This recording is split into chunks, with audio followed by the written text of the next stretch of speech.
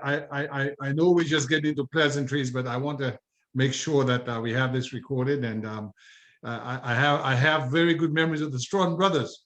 Ah, boy. And the Strong brothers, when we get into the conversation, the Strong brothers have good memories of Dominica. Good evening. We've been welcomed by someone else, but I don't have a name. This is Patrick Skeet. Hi, David. Hi, Patrick. Hey, Major Skeet, how are you? There's a great moment. It is. Well, Patrick, you should commend yourself, sir. No, you commend you. Well, we have this. We have Major. We've got Brother Strawn. We've got Major Johnson, and I'm just, please feel free to go ahead and talk. I'm just getting folks in. I see Corporal Paul Joseph is joining us from Delaware. So I'm just going to keep my eye on the screen, and we'll keep socializing, and we'll jump off as soon as we get to that hour. I can't believe how good the Major looks, man. I am in awe of the Major. Right. Good evening, Major Johnson. Good to see you. Welcome, Paul. How to hear you so often. Hello, Major. How are you? To see you. I haven't seen you in a lot of years. Good to see you again. I hope I can still look like you remember me. Yes, of course, absolutely, and me too. Gray hairs, hey. It's done a little bit adrift.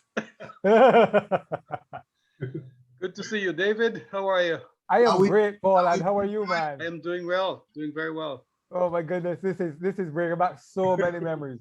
Yes, Are you hearing me? Are you hearing me? Gabriel, are you hearing me?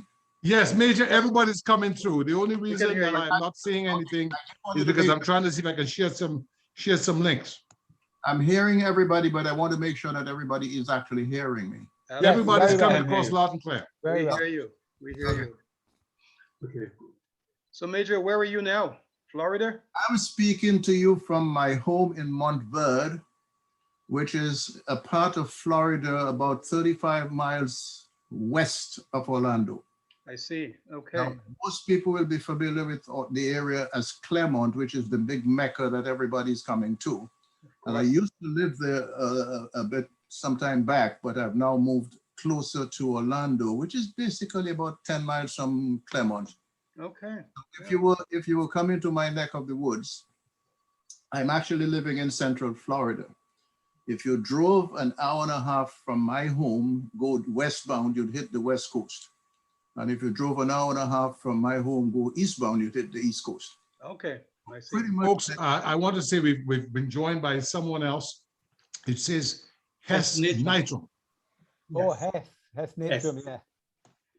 Hess Nitram. Good evening, Hess. Hey, How are you, sir? Good evening. How you doing, gentlemen? Outstanding. We are Good to see you, sir. And where are you hailing or speaking from? I am in Boston, in a Okay. town called, I'm out of Boston. So I moved from sunny Barbados to some place that Everybody has moved from somewhere to somewhere. yeah. But you know what? The cadets, my school, the cadets, Barbados has prepared me to live in the United States. Because coming here, you come with a different mindset, a different set of values. The cadets had instilled in me discipline, and so all of this has helped me to become. Brother Hess, without wanting to interrupt you, because you're going to have to repeat. So what we try to do is gather up so we can jump off at 7 p.m. sharp, and I'll just go ahead and kind of give a little bit of a etiquette so we can get exactly what you're about to say in. Okay. But I think we've been graced by the presence of Colonel Deighton Maynard, who was Lieutenant Maynard back in '74. Colonel, good evening, sir.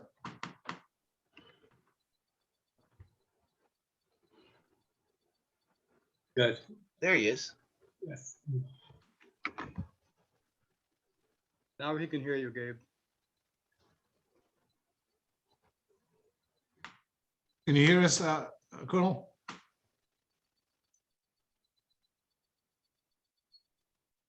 Is he on mute? Is he maybe on mute? I will just go off screen. So it says it's connected. It said it's connecting. Says it's connecting. That's right. It's not quite 7, so give him a chance to get himself. That's right. So gentlemen, what we would do, Please, let's give me a minute. I'll go and we would start with the senior officer on parade, Colonel Maynard. Quick introduction, quick history of cadetting, the 74 camp, and we'll follow that by Major Johnson, who was the host. Quick history of cadetting, quick personal history, the 74 camp, and then we'll just go around next to Patrick Skeet, and then we'll come back and maybe have closing remarks. I'm saying that this is going to be recorded. I wanted it to be the case that we had some sort of socializing, some hellos before.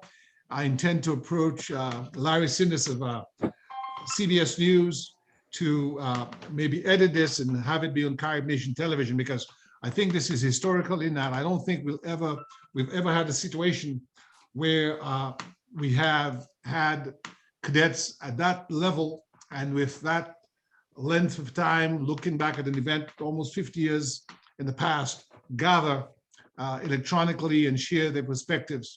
And I think that as far as leadership is concerned and development of our communities, it's a very blessed historical event. Any comments, questions before we Well, shoot off in the next few seconds? Yes, just one. If we're going to be joined by anybody else, why don't we hang on for a few moments to let them do that? Because I see Margot has just popped in. And if there are other people who join us, there's no point starting and then we got to repeat ourselves. Yeah. Well, when the major speaks, the private listens. So Major, well said. Welcome, Margot. Good evening to you, ma'am. How are you? Hello. Thank you. I'm fine. Thank you. And you? Oh, Margot, it's outstanding to see you after all these years. Nobody forgets Margot Green. I told our camp, right? The only female camp. She was a special person, right? I remember that. Trailblazer, if there ever was one. Hi, Hi, Margot. How you, love? I'm fine, thanks. How are you? Hi, Margot. Pretty good. Can I ask a question? Can you all see the screen? Can you all see the picture? Yes. Yes. Okay, Sharing good. your screen? You're sharing your screen? Are you doing? Are you talking about yourself? I'm seeing you, Gabriel. But are you Yeah, sharing your screen? I'm just going to share the screen. Let me know if you can see. Let me know if you can see what I'm going to share. Can you see the screen? Not as yet. Not as yet. Hello. Hello. Good evening. Maynard is joining us. Yes, Colonel Maynard is joining. Good evening, Colonel Maynard. How are you, sir? I am here waiting instructions from you, sir. Well, thank you, sir. We were advised wisely by Major Johnson to give it a few more minutes. Everybody who's here is on time, but there are a few of us who are still not on board as yet. So we are just going to be waiting. In the meantime, I will send some photographs by Major Skeet, and I'm trying to see if I can share them so that we can see them. Let me know what you can see. I'm going to try to share.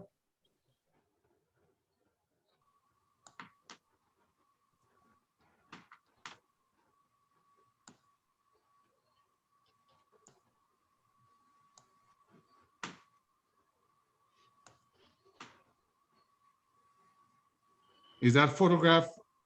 No photos yet. No photo is visible. Nope.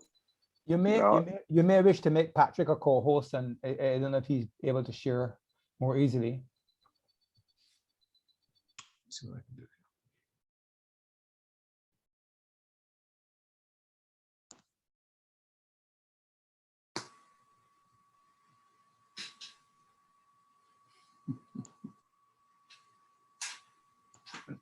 I have made it such that other participants can share. Major Skeet, you want to try to share one of the photos? See if that works? Okay, I'll have to. I've gone into photos to see.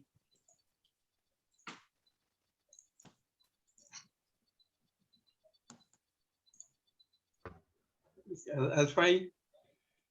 See how this goes.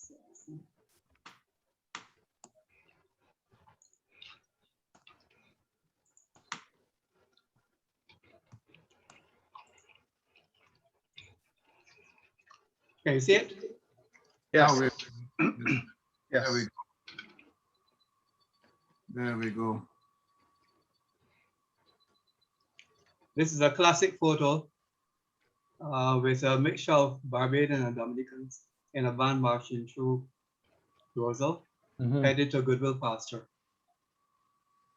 You notice Gabriel on the side. You notice Jeremy Collymore doing crowd control. Yeah. I won't Under say the any more. watchful I won't eye of say any Gabriel. more. I won't say any more, Gabriel.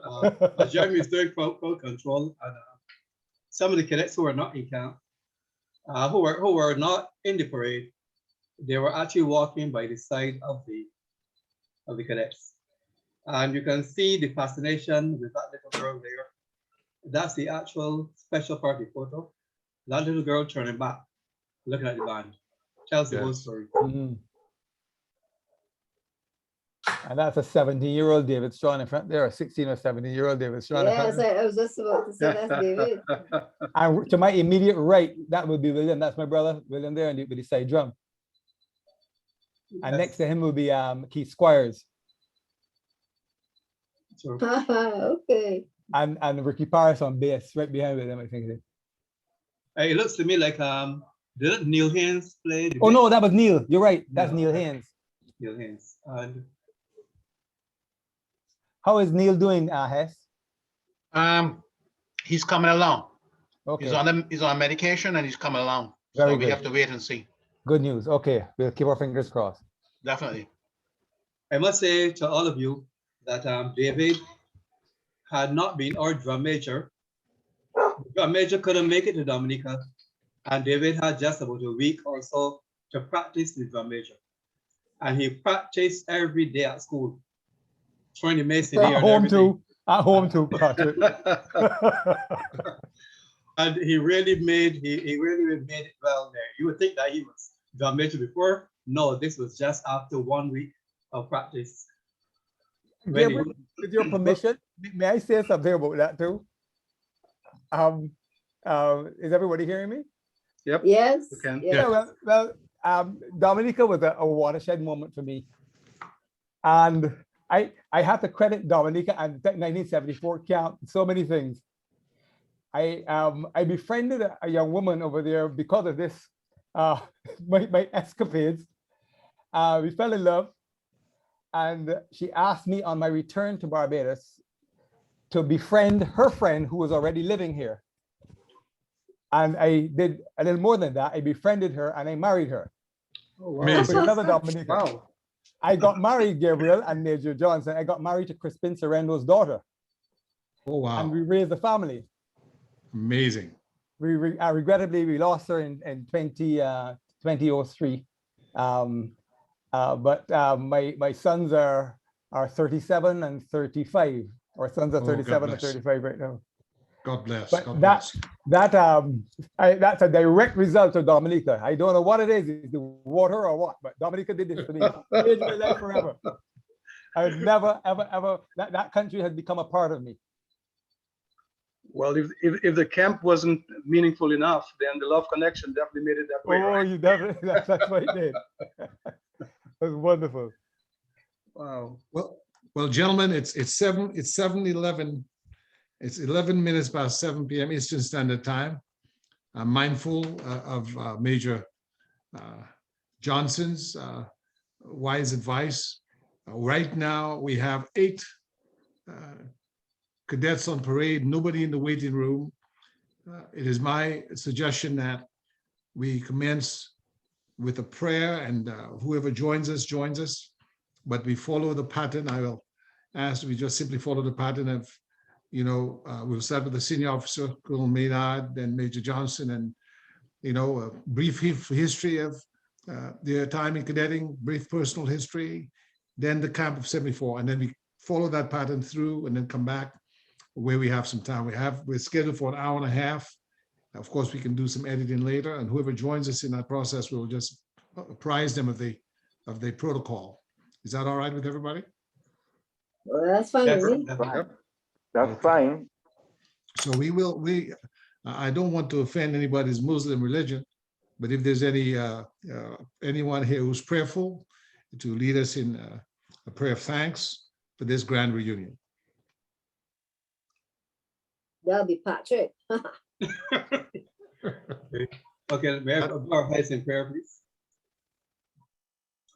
Heavenly Father, we are thankful for this opportunity to come together, former cadets from Dominica and from Barbados, to share fellowship and to reminisce on what happened many years ago. We thank you now for having taken us safely across those seas in very choppy waters and getting us to Dominica and back home.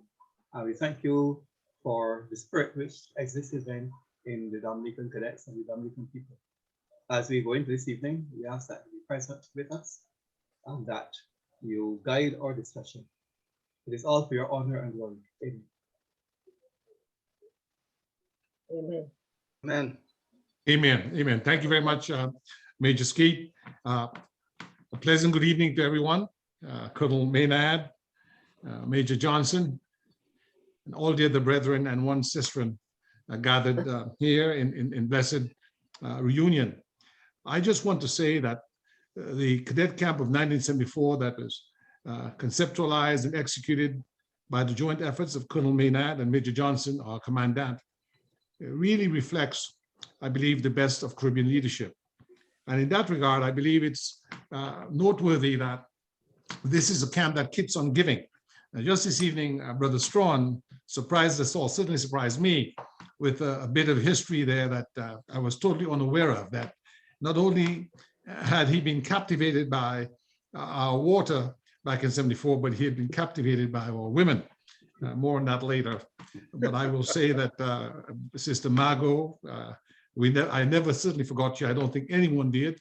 And shortly after your time in Dominica, Major Johnson, with the leadership qualities, sterling as they are, moved from the cadet program being for all boys, all males, to one that had a degree of gender equality and females came in. So you were a trailblazer. So I just want to quickly give a little bit of historical review. The cadet movement started, as far as we can recall and record in history, in 1904 in Barbados.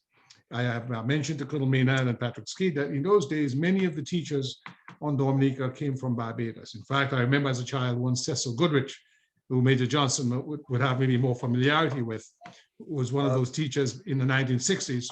But So that history preceded Cecil Goodrich. In 1910, the Dominica Cadet Corps started at the Dominica Grammar School, which is a school of Major Johnson, certainly myself, and our brother Paul Joseph.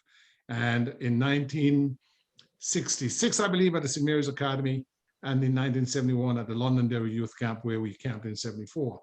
But the Combermere link to Dominica goes way back. I'm reliably informed that the first camp took place in 1933. And of course, we had the '74 camp. But that Major Johnson, he will give us more detail, will testify that there are other camps where Dominican cadets went to Barbados in the 50s and maybe 60s as well. And the detail on that, Major Johnson would have it. And I want to also make note that when the Cadet Corps was revived after 21 years of dormancy in 2001, 2000 really, by Rosie Douglas, who was a cadet in the 50s, with the help of Pierre Charles after Rosie Douglas suddenly died. Rosie Douglas being a cadet sergeant, Pierre Charles a cadet corporal. Major Skeet was instrumental in reviving the Cadet Corps with technical assistance provided by him. God bless you, Patrick Skeet, for your enormous efforts. And I believe you're a recipient of the Dominican Cadet Corps Revival Medal, well deserved. So without much further ado, I will yield with that little bit of history. I will also say, and again, Major Johnson, you will be the historian in that regard. I believe that Combermere had such a resonance in Dominica because of perhaps teachers from Combermere that in the 1950s, before I made my appearance on this earth, there was a Combermere football club in Dominica. I can only assume that it may have had a link to Combermere High School. So with that, I will hand over to Colonel Maynard, who we fondly recall and remember for his sterling leadership. Welcome, everyone. Welcome, Colonel. Welcome, Major. Thank you very much for your very kind remark. What I will attempt to do is to give a little bit of background on myself and how I got involved in cadetting, and then move from there to outline to you the procedures that we had to use in an effort to try to make the camp in Dominica in 1974 possible.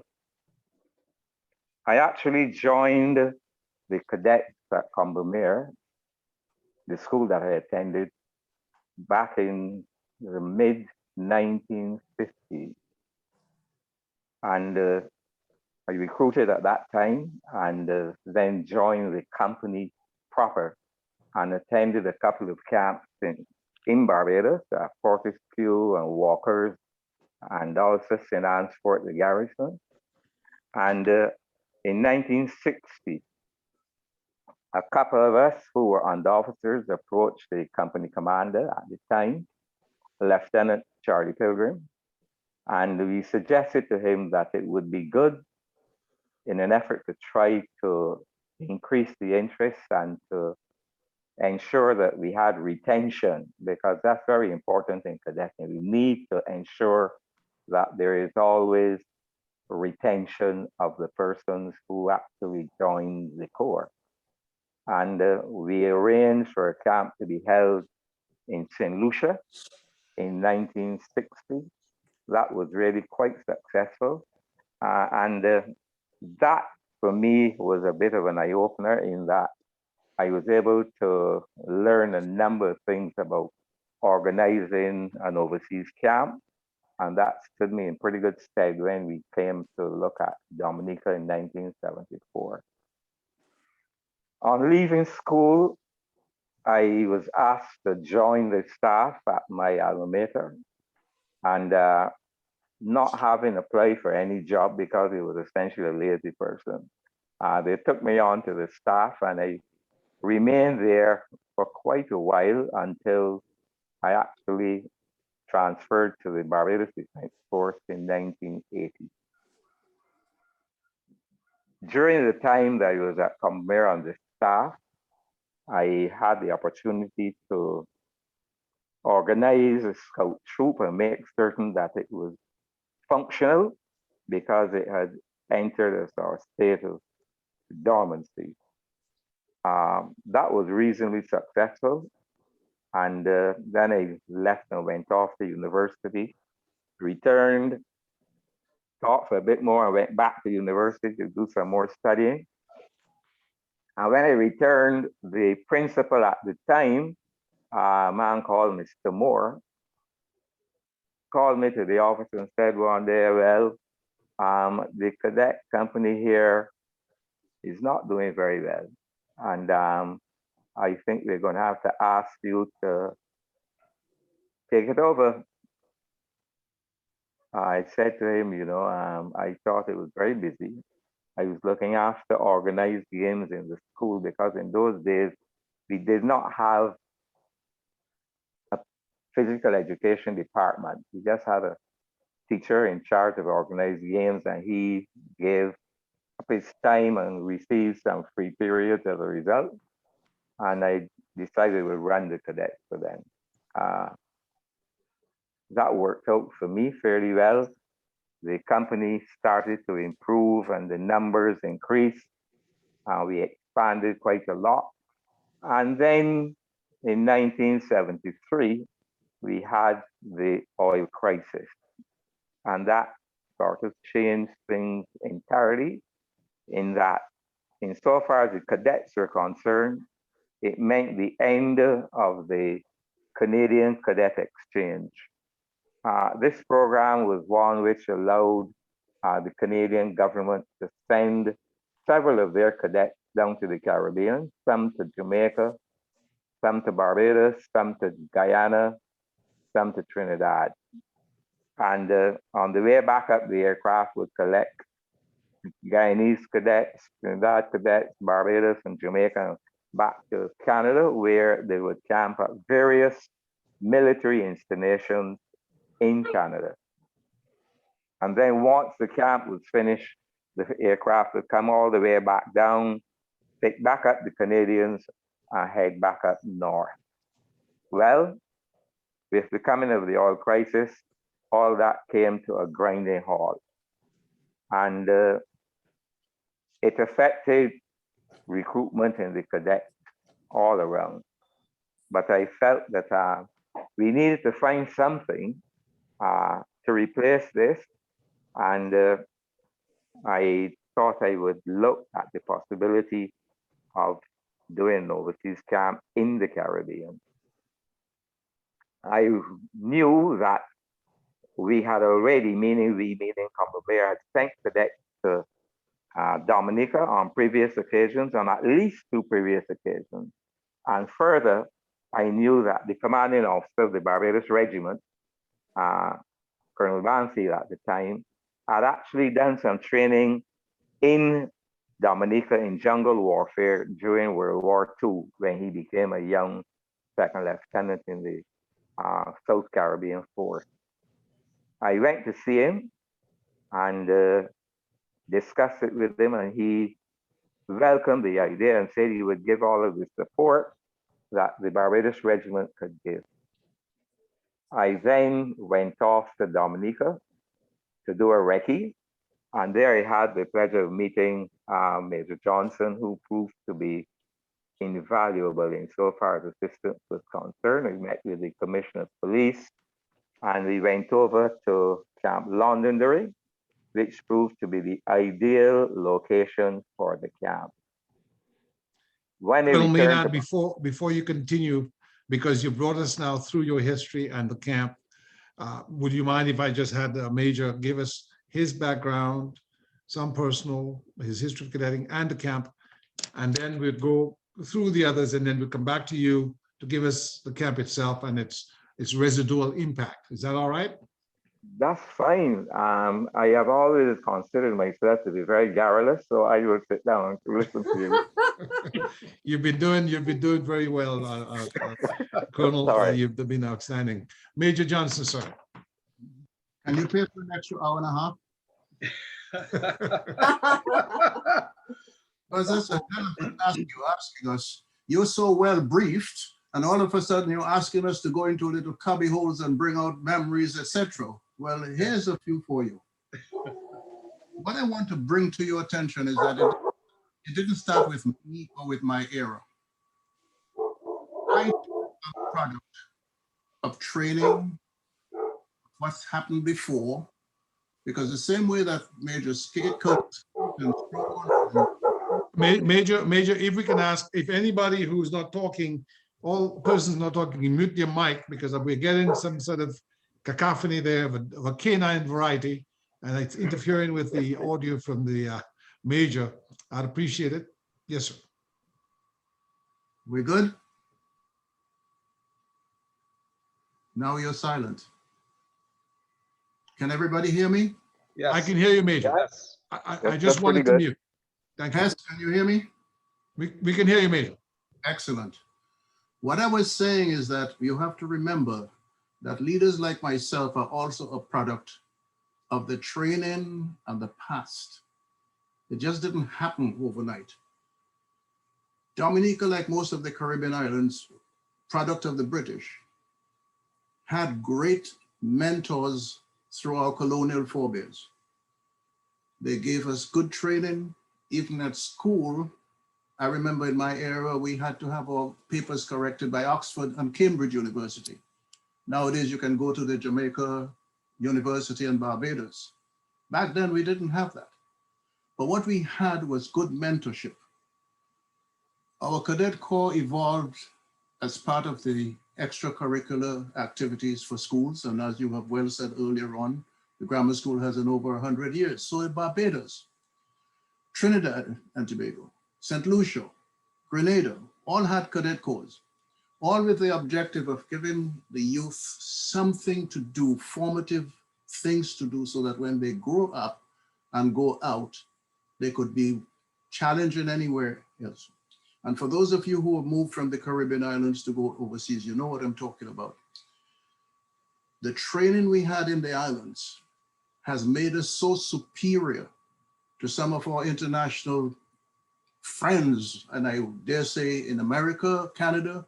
That's why we were able to move in and outshine them, because we learned things that prepared us for life. When I got into school, grammar school, I was attracted to the Cadet Corps. I didn't quite like Boy Scouts. And that was my vision. Actually, my template was to become a military soldier. I wanted to be an officer. That's why I took the Cadet Corps so seriously. And we all have our stories of how you were neglected, you were overlooked, you were bypassed, and finally you got your opportunity. But I took the Cadet Corps seriously to the extent that in my final year in 1958, after I graduated, because of the fact that I wanted to pursue a military career, the cadet camp was going to be in Barbados in spring of 1959, a year later. I actually requested the headmaster to allow me to register for the year in 1959, although I'd already graduated out of the fifth form, simply so that I can attend school to be able to go to the cadet camp in Barbados. And the reason for that was because the West India Regiment was just being formed in its early stages, and they were seeking for young officers and soldiers from the islands to move to Jamaica. Lo and behold, I went to the camp in Barbados.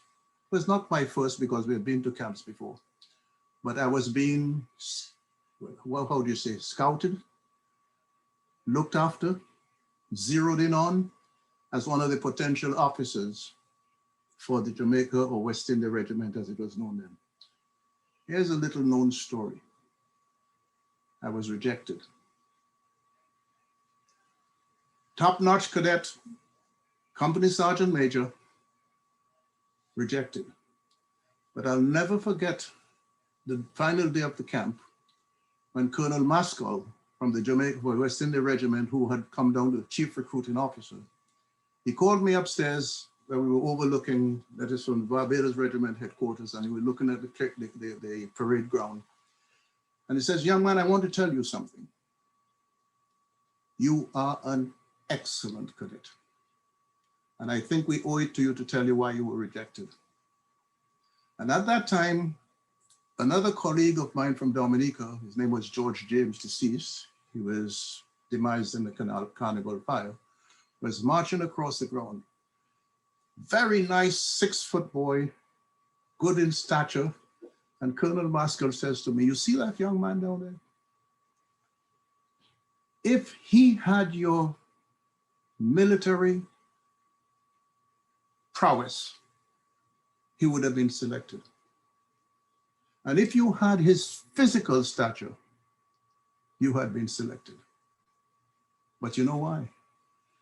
Back then, things were not politically correct. And there were rules in the military that you had to be a certain height and certain weight.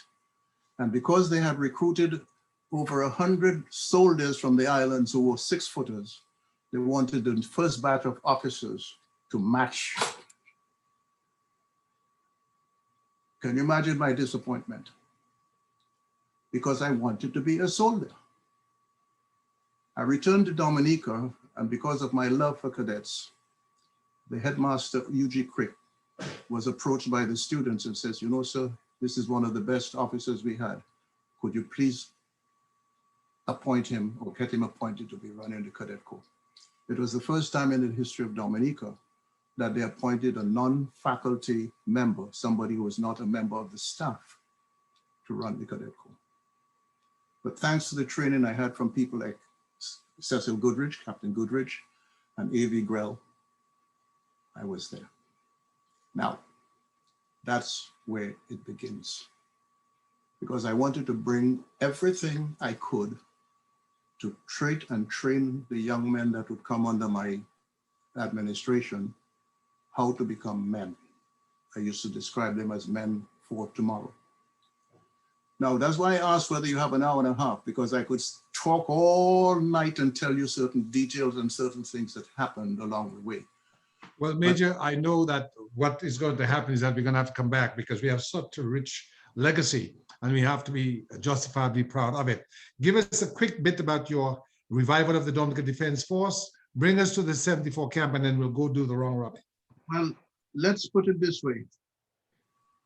having developed, and my ambition was to develop the Cadet Corps to the point that it was not only for the grammar school. So I had a vision that we should bring it to all the secondary schools. The St. Mary's Academy jumped right in, and of course, later on the youth camp. Now, you have to remember that in the Cadet Corps, we had a lot of opportunities for international intercourse, like musketry. We were able to participate in international musketry competitions. So the cadets had something to look forward to. I remember when Queen Elizabeth was coming to Dominica, we had the ambition to bring out the whole Cadet Corps business, and the government would never give enough money to support the cadets. And the St. Mary's Academy did not have too many funds, but we wanted to give a good showing. And we actually had platoon out of St. Mary's Academy. And believe it or not, they were wearing buckled, what do you call it, belts made out of the stuff that women use to stiffen their skirts and scout berets. But a good showing we did. But again, because of all of that, we developed gradually and finally got the government to begin to agree to put money in, and that's where we started the camp situation. The camps I want to mention to you was not just for Dominica, because Barbados used to host annually a cadet camp where they brought cadets from Grenada, St. Lucia. I don't know how early in the game Colonel Maynard came in, but we had all those competitive things. And the reason was, on the one hand, you had athletic sports, which brought Caribbean, the island people together. And on the other hand, we had the cadets. And the whole idea was to develop that inter-island integration. And my vision was, in fact, at one time I initiated a program called TET. I don't know if you remember that one. Triangular Education Tours. The idea was to have the cadets from Dominica visit at least 3 islands in their time at school, and the cadets from Barbados visit in return, so that you can have that constant integration. No wonder why you get this one story coming out tonight about the marriage between our friend Strawn and the Serendos. So Major, maybe this is a good time to segue, because we've been joined by another cadet at the camp, Ivan Clark, and then we will now come back into the camp because I think you're on the cusp of that. Good evening, Cadet Clark. Hi, good evening. Good evening, everyone. Glad to see all of you. Essentially, that's right. So you're the last one on parade, so we'll come to you last. And essentially, the protocol is little introduction, memories of 1974, and then we'll go we'll go around. No problem. Next in line, sir, would be Major Patrick Skeet. Major Skeet. Ivan, where are you speaking from? I'm from Barbados. No, where are you speaking from? From St. George. You in Barbados? Barbados. Okay, okay. Good to see you, man. Glad to see you too. Okay. Good evening and welcome, Ivan. Good to see you. Made it. Can everybody hear me? Yes. Yes. Good. Okay. When I was a cadet and officer in Combermere School, I recognized that with the energy crisis, it was going to be a bit of a challenge because we realized that cadets were leaving the schools, and also at the time, the Afro hairstyle was very prominent in Barbados, and we had to fight a battle against people leaving the Cadet Corps because of the hairstyle. So I always thought it was really amazing that Colonel Maynard found a solution by planning the camp to Combermere. I still have the list of cadets who went to Combermere that Colonel Maynard passed on to me that I kept now for quite a few years. And there were actually 65 people altogether, 64 cadets and Colonel Maynard and Margot Green. And when we got to Dominica, I was very, very pleased with how we were welcomed by Major Johnson. We got off the boat. There was a police launch that came to the boat that we transferred. There's a particular cadet who was supposed to be on this evening who actually almost knocked off one of the policemen's hat, and we had to grab him before he fell into the water. So that happened just as we were getting off the launch, and we got to the dock safely. Then we went into a room and we had a refreshment. I could see that Colonel Maynard had done a very good job of actually thinking through all the different things we would need. It was like systematic. And Major Johnson was there also to welcome us. And I believe he's a motivational speaker. I have always thought of him in that way. He can speak, he can actually make you feel 10 times tall when he speaks. You know, that's what I found about him. We had the camp at Londonderry. I was the only cadet and officer in camp, so as a result, I was not able to leave camp and go anywhere during the day. And all the stories that I hear about, I miss all of them because I was on duty every day the whole time. When the chaps went to the river, I never saw the river that they went to, but I heard all the exciting stories that they told about the river.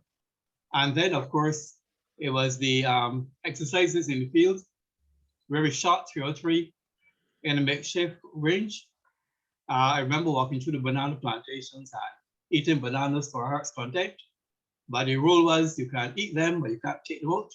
And so too, the grapefruit. You can eat them, but you cannot take them from the place. And then in camp, there was a band and the cadets joined together for the parades.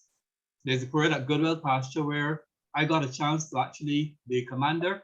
And I got a chance to actually march up to I think the Governor General or the Governor then, and invite him to inspect the Garabana and to witness the display.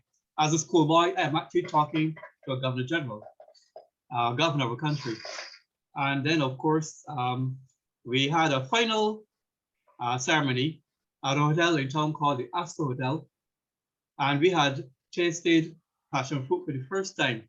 So as we walked up to the hotel and we went into the restaurant, there were some passion fruit glasses with passion fruit on the table, a low table.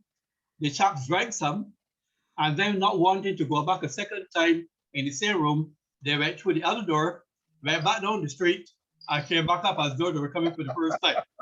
That's a question that we have to make about that. And then Major Johnson waited until we had eaten the mountain chicken and said, friends from Barbados, you've been trying to avoid mountain chicken for the longest time. I have news for you. You ate some today. So I will stop there because those are my memories of the Dominica writer. Thank you very much. Thank you very much, Brother Skeet. At this point in time, this is welcome Cadet Wall. I think it says B Wall. Yeah. Hi, how are you? Identify yourself. Yes, this is Bentley Wall. Bentley Wall. Welcome, Yes. sir.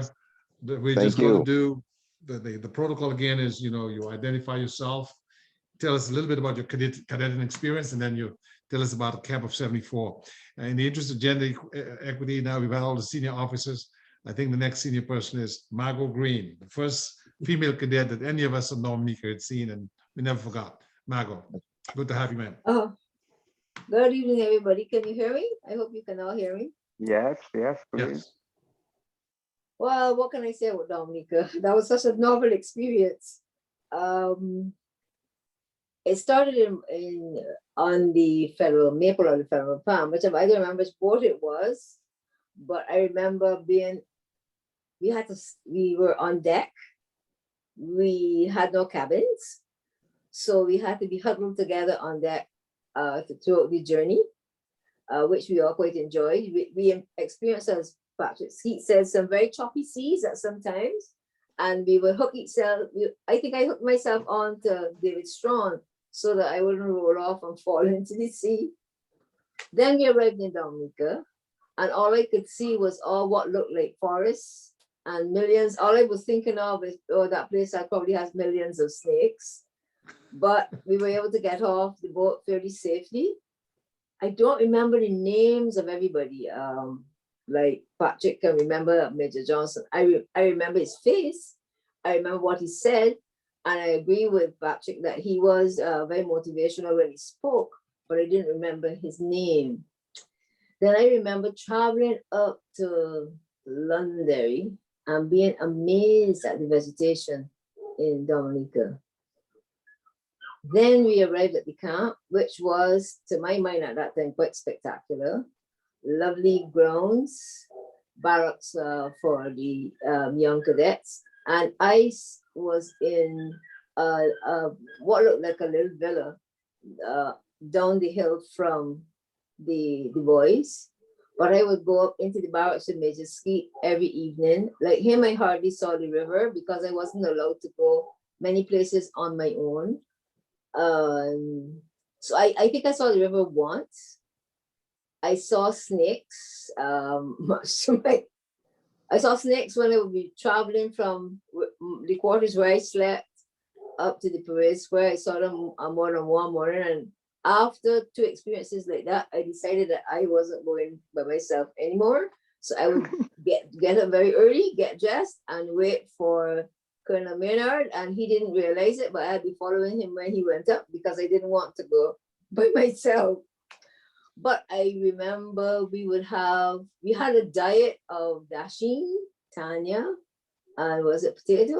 And I think it was dasheen, tanya, and plantain. And I remember we decided that since all the senior officers like Colonel Maynard had this food and lovely dishes, and we have this food slapped into some mess kits that we will stare them down for the whole evening. I think that was William Strong's idea.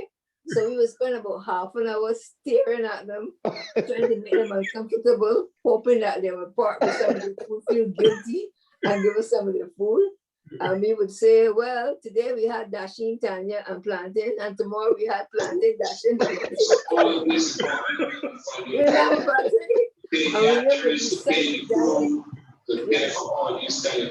Margot, if you can hold 1 second, so we can welcome Carson Hackett. Cadet Hackett, good evening, sir.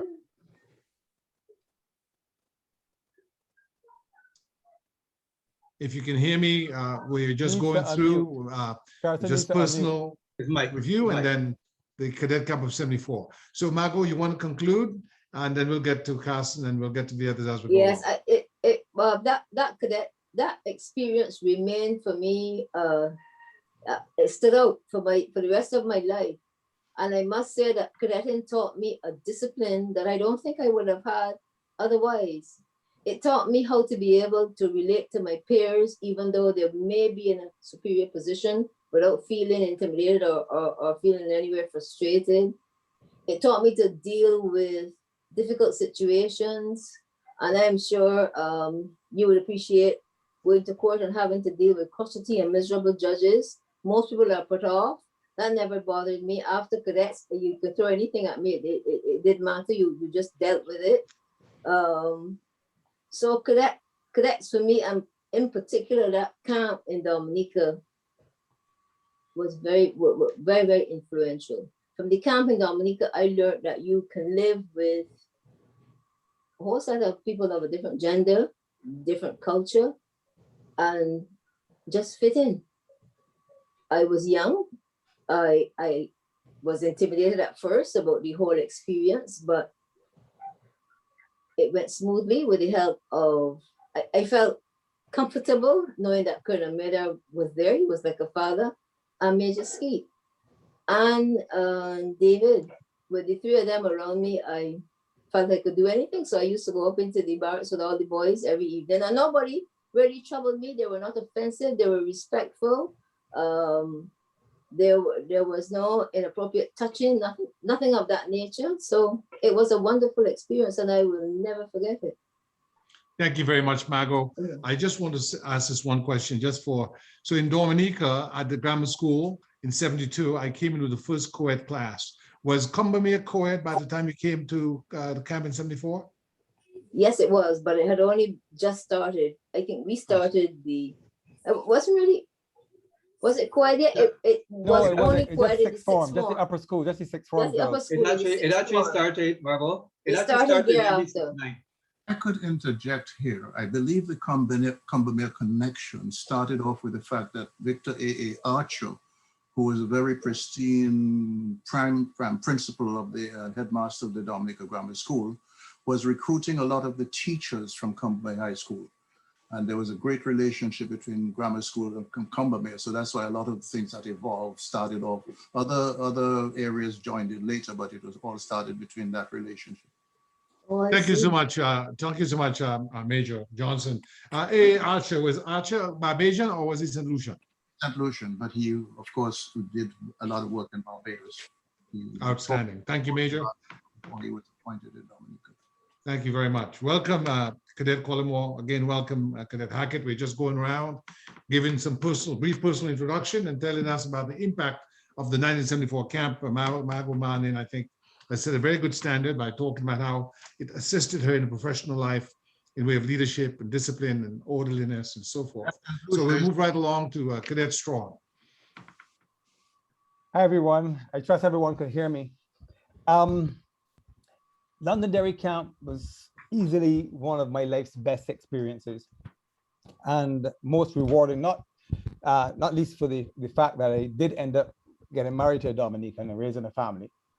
But it started, as I said, it was a watershed moment for me. It started from on the parade square at Combermere School when the then Lieutenant Maynard, who was not going to be dissuaded by the lack of an aircraft to have a cadet exchange camp, pulled things together with the help of Major Johnson in Dominica and said he is going to take his cadets on a camp and make sure that he can build his numbers back with programs like this.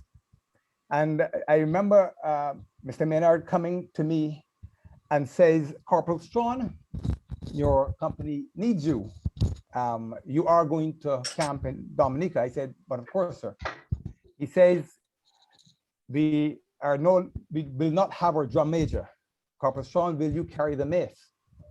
Now, Deighton Maynard, Lieutenant Maynard at the time, asks you to do something, you never say no. You just take the challenge up. I said, certainly, sir. When do I start? He says, go into the band house, get it, and I'll get Corporal Colonel Maynard. I can't remember the name of the guy from the regiment that you sent up to help train me. Lashley was his name, Corporal Lashley. And he helped, and we worked and worked and worked on that mace. I took it home. I did what I had to do. And for all the reports I've got, I think I did a reasonably good job. And I said, I landed a wife. So that was reward enough.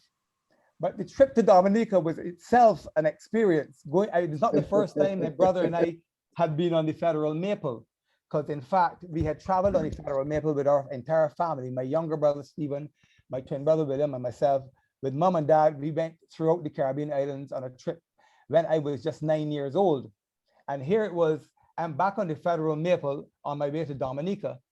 And who should we see on the Federal Maple but the purser? There was I think he would be considered the HR manager of the ship at the time. The purser, a Trinidad guy by the name of Martinez. And William and I said, should we say hi to him?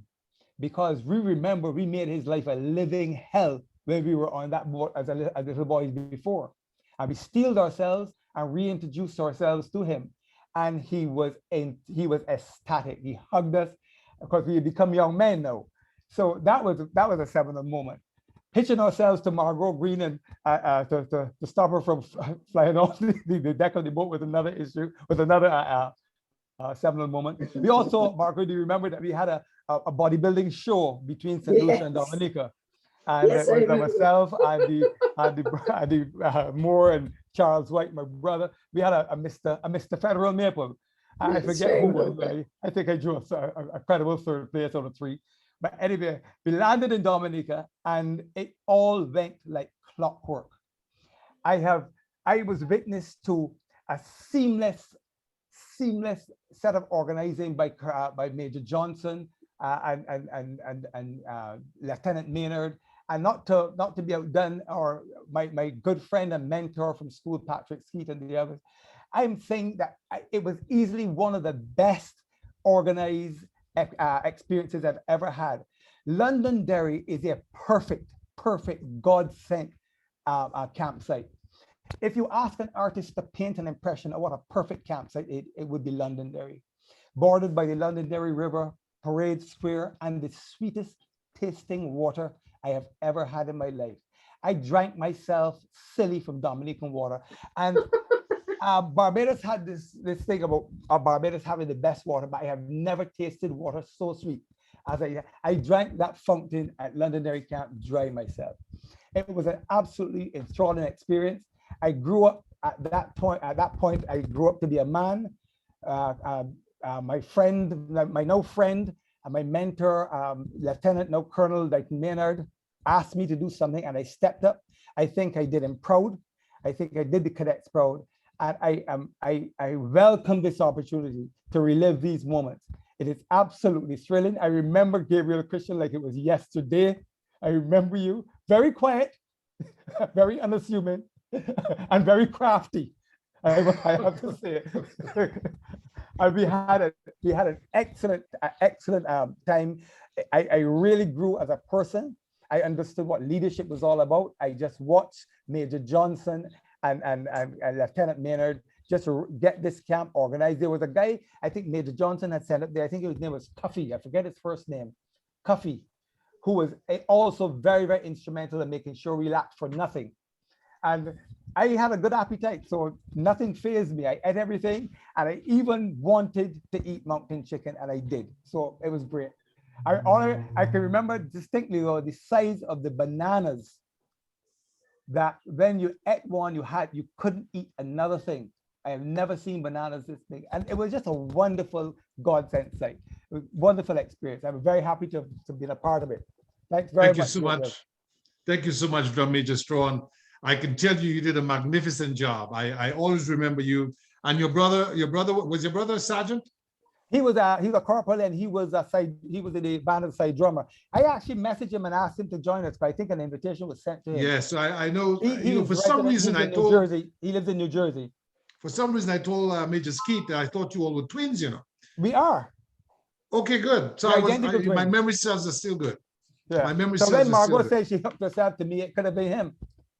But you did an outstanding job. Everybody has fun memories. We'll go on to, I want to welcome, I think we had Jeremy Cadet Colombo come in. We'll move on to the other Dominican cadet on here by myself, Paul Joseph. Paul, can you introduce yourself? And Clayton Brown has entered. Hi, hello, everybody. Hi. Hi. I have lots of memories about this camp, obviously. And this is, first of all, this is Paul Joseph, who was a band member. I was, absolutely. Our band was newly formed. We were all in the infantry over at the grammar school cadets. And when our first corps of drums and bugles was formed, we decided that we were going to be part of it. So when this camp actually took place, this was our first exposure as a band with any other band. Yes, in Dominica, there was the government band, there was the music lovers, there was the Defense Force band, but we were separate. I mean, these guys were already adults and we were young kids, young men. So meeting you in 1974 was the very first time that we met our peers, and we actually learned a lot from you. I mean, granted, you learned a lot from us coming to Dominica, visiting our topography, getting to know about the rivers and mangoes and oranges and grapefruits, but being there, and somebody mentioned the name of Corporal Lashley. I will never forget this man. He asked us one day in the band house, what is the definition of music? Well, we all started mumbling things. We didn't know what to say. We all figured that it was something about international language and whatever it is. And he says, music is a language that expresses feelings and ideas through the medium of sounds. These sounds are placed on or between 5 parallel lines called staff or staves. I'm reciting this from my head because Lashley drilled this into us. 48 years later, I can say it without having to write it down or look anywhere. And he was rough, he was tough. I mean, we knew how to blow that bugle. I was a bugler, but he didn't just want us to blow the bugle and make a sound. He wanted us to know what music was, what it was on a sheet of music. I learned music because of him. I can read music today because of him. Thank God for him. There was also this other guy, I think he was LaSalle, Sergeant Major LaSalle. Well, he was like the drill sergeant. So he had us up and down the square, back and forth. He reminded me of a sergeant major in the Dominica Defence Force, a guy named Arthur Dyer. They had a lot of the same physique and everything else, the same temperament. These guys would be like somebody to chew you and spit you out.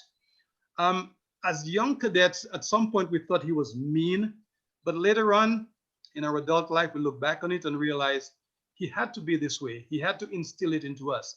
If he was friendly and nice and sympathetic, we would never have gotten the message. In our adult lives, fast forward many years, Me as a parent right about now, I've had to use many of the same tactics with my kids. You can't always be lovey-dovey. They never get the message. Drill it into us and get us on the right path. So my memories go back a long, long, long way, and we learned a lot from you guys. But I do have one painful memory of that camp. You guys may remember that. We went up into the hills of Marigot. We had this night camp. God knows why. Major Johnson assured us that the meal van was going to show up at some point, but we were led into the bushes. We were exposed to different sounds of creatures of the night, crickets, and whatever was making sounds in the night. We were exposed to those things. We had never been there during the day, so we never really got the lay of the land. The first time we got there was at nighttime. Fast forward, nighttime, it was time to go to sleep. We all slept on our guard cloaks or whatever we had. But in my section, we had a sentry. And at some point I dozed off. But I kind of felt a pain in my head late in the night, and I kind of ignored it and figured it was a headache. And I tried to go back to sleep, but I couldn't go back to sleep. Eventually I sat up and I put my hand in that area where I felt that pain, and there was something sticky. It was blood. And I said, oh my goodness, what happened? One of the other guys in my section says, the sentry fell asleep and the rifle left his hand and fell on your head. I said, Jesus. So that was what the pain was all about. It was somebody, his last name was Seal or Sealy, I remember, and something like this. So eventually the entire camp got to know about it. I had to report to the medic and let him know I wanted some time off, and he said no time off. But when we got back to camp, there was a parade, and I think Sealy was the man on the spot. I think that was a parade to strip him of one of his ranks. He was a corporal and he was busted down to a lance corporal. Lessons learned to everybody: you don't fall asleep with a rifle in your hand and injure one of your comrades sitting with you. Paul, thank you so very much. Thank you so very much. That is an amazing story. Absolutely. And that will now bring us into Cadet Hess Nitram up there in Boston. Welcome, Cadet Nitram. Good evening, everyone. How you doing? Good evening. Very good. Good to hear you. Cadets played a major part in my life. Provided discipline, teamwork, camaraderie, some of the best friendships I have up to now. I was in the infantry at that time and watching the guys in the band, and I fell in love with the band, and I wanted to be part of the band, especially with all the women chasing the band guys. I was like, I want to be part of that action. So after that, I became a side drummer when David and William got out of the band. Ivan was one of my band members also. But I remembered distinctly that we used to get these eggs in the morning. They were powdered eggs. They were as yellow as the sun, and they had no taste whatsoever. They were called instant eggs. I remember that distinctly. I remembered going and bathing in the river, and I will tell you the reason why I think David believes the water was so sweet, because all the women that was bathing in the river all the time.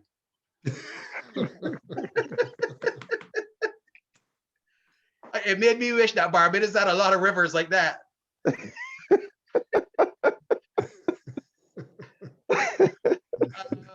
I also remembered how much fun we had together, and it brought us together as a group because there were members of the cadets that we were different stages. I was a youngster, you know. I was probably about 12 years old or something like that, joining the cadets. And so there were older guys, and there were guys like in 5th and 6th form that we would normally not mix at school, because at Combermere at that time we were on the lower floors. If we went up to the 3rd floor, they would throw us off, you know. So now we were mixing with these older guys, and we had bonds of friendship and camaraderie that has grown until now. I also remembered eating mountain chicken under duress, but well, I use that term friendly, saying under duress, because we didn't know what it was. We ate it. I remember looking at it going, these chicken legs look kind of small. And then afterwards they said, you better just eat this mountain chicken.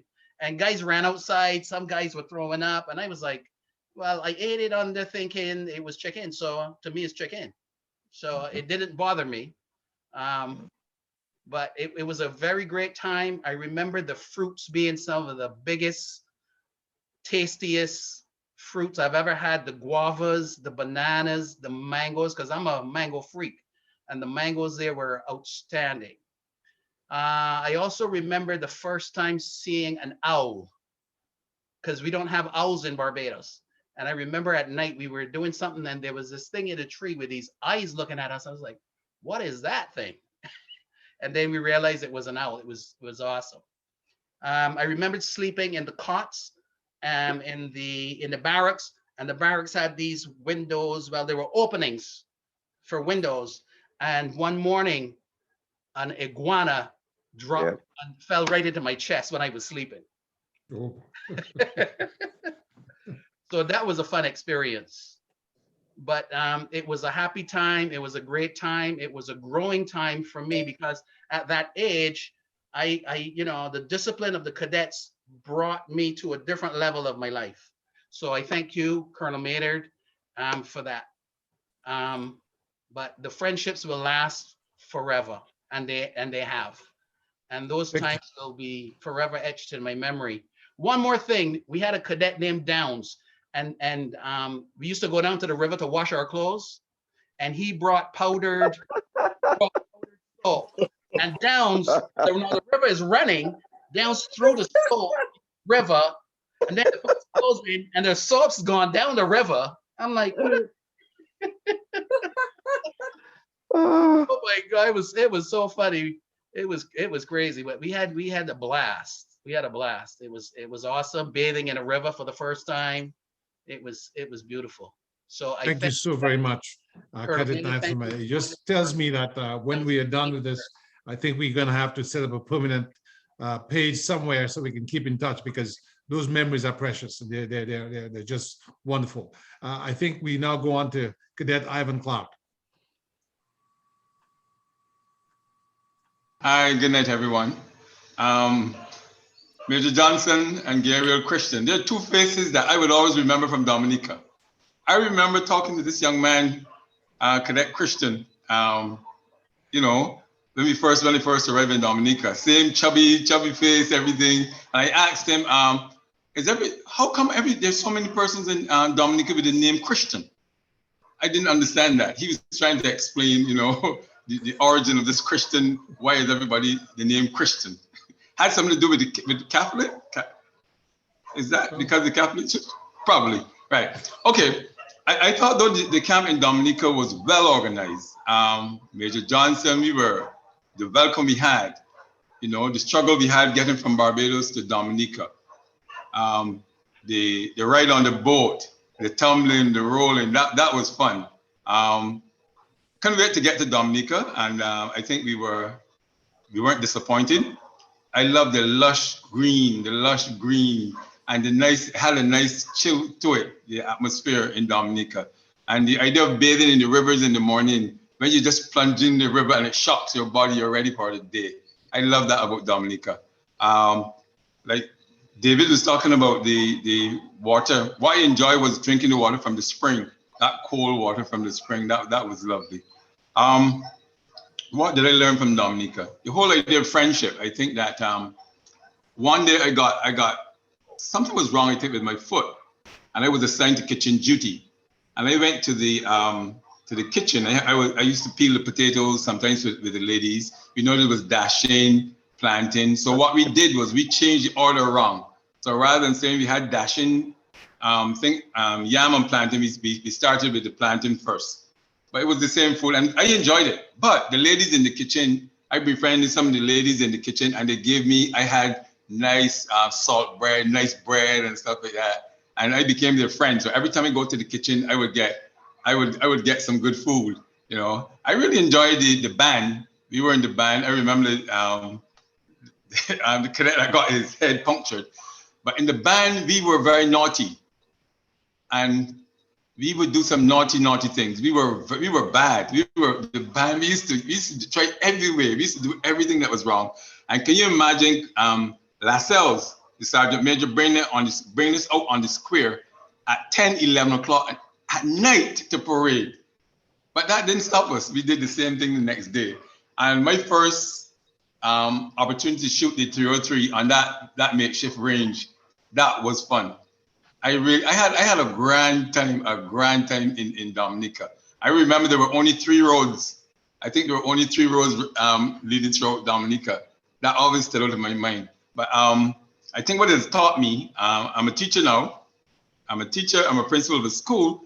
And what has taught me is the whole idea of the discipline in the cadets, the discipline that you have to be very forceful. And like the cadet was saying, nobody is going to go soft on you. You have to be very strict. And recently, a young lady, a little girl at my school said to me, "Sir, you are bold and you are, you stand out as strong and everything, but you are just a cuddly little bear. You are so kind to people." And I learned that from the cadets, because while Major Skeet and all the others were rough on the outside, on the inside, they were just cuddly little bears, persons who show love. And I think that's what I took away. And I also took away those same skills, those skills that I learned in the cadets. I use those now in my position as a leader. So I'm very glad that you got this together. I'm very happy to see Christian and Major Johnson again. You and Colonel Maynard did a fantastic job. I don't know how you pulled it off. I really don't know how we got to Dominica in the first place without an aircraft. I don't know how he did it, but I'm glad he did. And Brother Christian, you look the same way, man. Well, it's not Dominican water, you know. Yeah, I want to say thanks again. You're welcome. I want to say thank thanks to you. Say thanks to you, Major Johnson. We had a great time. We had a great time in Dominica. We'll never forget that. Thank you so very much. And it's so important for us to maintain those friendships, because I'm a Caribbean nationalist. I believe in one Caribbean. All of us were born around the time of the Federation. Major Johnson, Colonel Maynard were older than we were, but I think we're all touched by that element. Mm-hmm. And here in the diaspora, there's no difference. We really understand our Caribbean roots when we travel overseas. So thank you so much again, good brother. I will go now to Cadet Collimore. Good evening, sir. Jeremy. Yes, good evening, good night all. Well, the Dominica experience for me, I really felt very at home. Being a rural man in my spirit, by nature. And what I enjoyed most about that was that calmness of Mother Nature. And as a geographer myself, it connected me to a lot of things that we talked about. Forests, the idea of a forest, the idea of a river. And in particular, one experience that stands up in my mind very much is going down to that river and then recognizing, of course, I couldn't swim. I don't think you all didn't realize that, because one day I got into trouble when I stepped into something like a pond. I really was going down. And I made a major, like a last minute desperate plea to land on the shoulders. But I don't think you all realize what difficulty I had. But for me, the big secret was that I actually found love in Dominica, I don't think you all realize what a loving place it was. So my love was both spiritual and physical and emotional.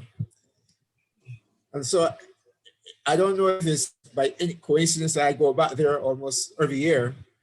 And the last place I traveled was Dominica. I came back from Dominica just before the shutdown.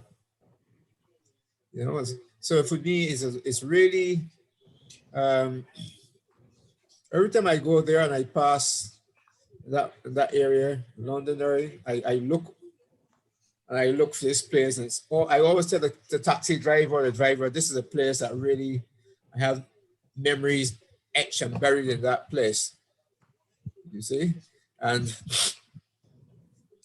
I was wanting to walk and discover where that is, but I think it's lost its facility or something. Is it still there? I'm not sure. It's still there, but it's really derelict, and it may be it may be transformed into an agriculture center, which was part of the idea. But it's still there. Yes. And then there was the young lady who became a singer. I think she was I'm not sure if it was a deputy commander or so. She was a very senior person in the camp, it looked like. She became a national senior in Dominica. So I had some ongoing interfaces with her. When I meet her from time to time, I'll recall that camp experience. Is she still around? Major Johnson, you know who he's talking about? What's the name? She's a singer, a national singer. Ophelia? Could be Yes. Ophelia yes. Maria. Olivache. Okay, yeah, Ophelia. Olivache, yes. She's Yes. described as Dominica's Lady of Song. She's had an exceptionally wonderful international career. Is she still around? Yes. Oh, yes. Okay. Yes, I always remember her. We had a good rapport. Incidentally, not interjecting too much, the Londonderry thing has now become a high school. That was the dream of one of the ministers of education, and he finally got the government to approve converting it into a high school. Nice. Sometime I had the pleasure of one of the former prime ministers came from that area, right? Yes. Yes. So I had the pleasure of going in that area with him and telling him about my experiences. So I am still very much connected to that place. That's what I would say. Thank you so much, Cadet Collymore. That would have been Edison James, and he was also a cadet and was one of those persons who sponsored the revival of the Cadet Corps. So we're moving right along. It's been a wonderful evening thus far, and indeed we'll get even better. Cadet Wall, welcome, sir. All right, thank you. It definitely is a pleasure to be able to be a part of something like this.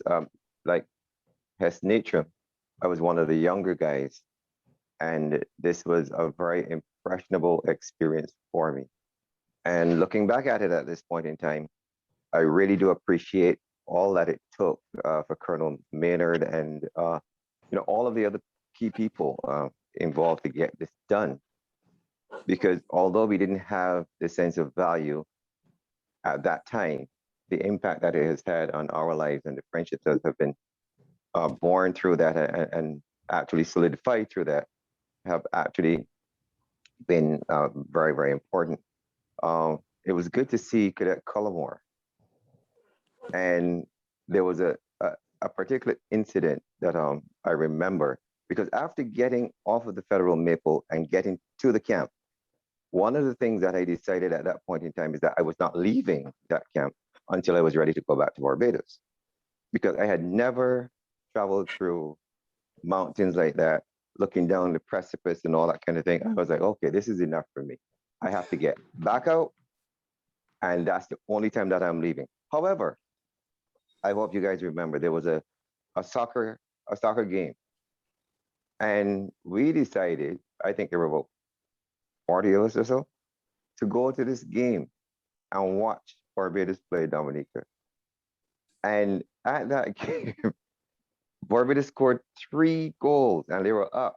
And we started to carry on as though we were in at the National Stadium. And we were jumping and chanting and beating the top of the stadium. And we had what we felt like an entire island that was ready to kill all of us. But this was the only time that I remember being glad that our team lost. Because if they had won, I think we would have been in a whole lot of trouble that night. Oh, yes. And yeah, and Collymore, you were a lot younger then, and I tell you, not nearly as spiritual as you are now. And I thank God for that, because your temper was, you didn't care if there were just 40 of us or not. You were ready. I was like, okay, this was it for us. But that was really a very memorable experience. I'll never forget that. And like you said, the river, I was another one coming from St. George, not a swimmer. And thank you, Mr. Strawn, for saving my life, because I was in that river. and here it is. Somebody says, hey, Wall, you're drowning. And I'm trying to tell you, help me. Eventually, you decided to give me a push and get me out of the deep end of that river. And I appreciate that. Otherwise, I might not be here now with my boys. So yes, it has been a really impactful camp, a really impactful bond that has been formed among all of us. And like the other memorable thing was that food. That dashing plantain and Tanya, and we twisted it every which way we could, but it was still the same thing. It was, seeing that we were so young at the time, there were a lot of things that you guys have brought back now to memory that had escaped me. But there was something a lot more than just the physical things that happened. What was formed in our lives as young men, and having a young lady with us, and for her to be able to say after all these years, the way in which we conducted ourselves, that she felt quite safe and secure among us. A school that had somewhat of a reputation for guys being kind of rowdy, but it only shows that, yes, that was an exterior thing, but internally, we were being formed into young men, respectful young men, and these disciplines have never left our lives. And the same thing now that I am instilling in my children's life, having 3 boys in this country is not necessarily an easy thing, but thank God so far, we have not had any incidents with any law enforcement or anything like that, because as I tell them, in this house, there is no democracy. In this house, there is one rule. Your last name decides how things run, not what the laws outside say. And those are things that came out of the cadets. Discipline, respect. And, I always, to this day, if I say Colonel Maynard, it's instilled that you're about to salute. And those things are things that sometimes we see missing so much in our society. And I'm thankful for the experience that we've had. Mosquitoes that we knew could actually pick blankets up and sting you, because we had never seen mosquitoes that big before. We were sure that those things came in like a cloud, removed the blankets and it tore you up. But all in all, it made us a lot more endurable for the lives that we actually now live. Colonel Mary, good to see you, sir. And I look forward at some point in time to being able to visit Dominica again. I have not been able to go back there again since that time, but hopefully I would be able to do that at some point in the near future, and to be able to share a lot of that with my children and the people that have been so instrumental in the formation of my life. Thank you so much. It's a Thank you, pleasure to Cadet be here Wall. with you. Very well said, sir. And we're coming around now to the end of the first round, and we will call on Cadet Hackett.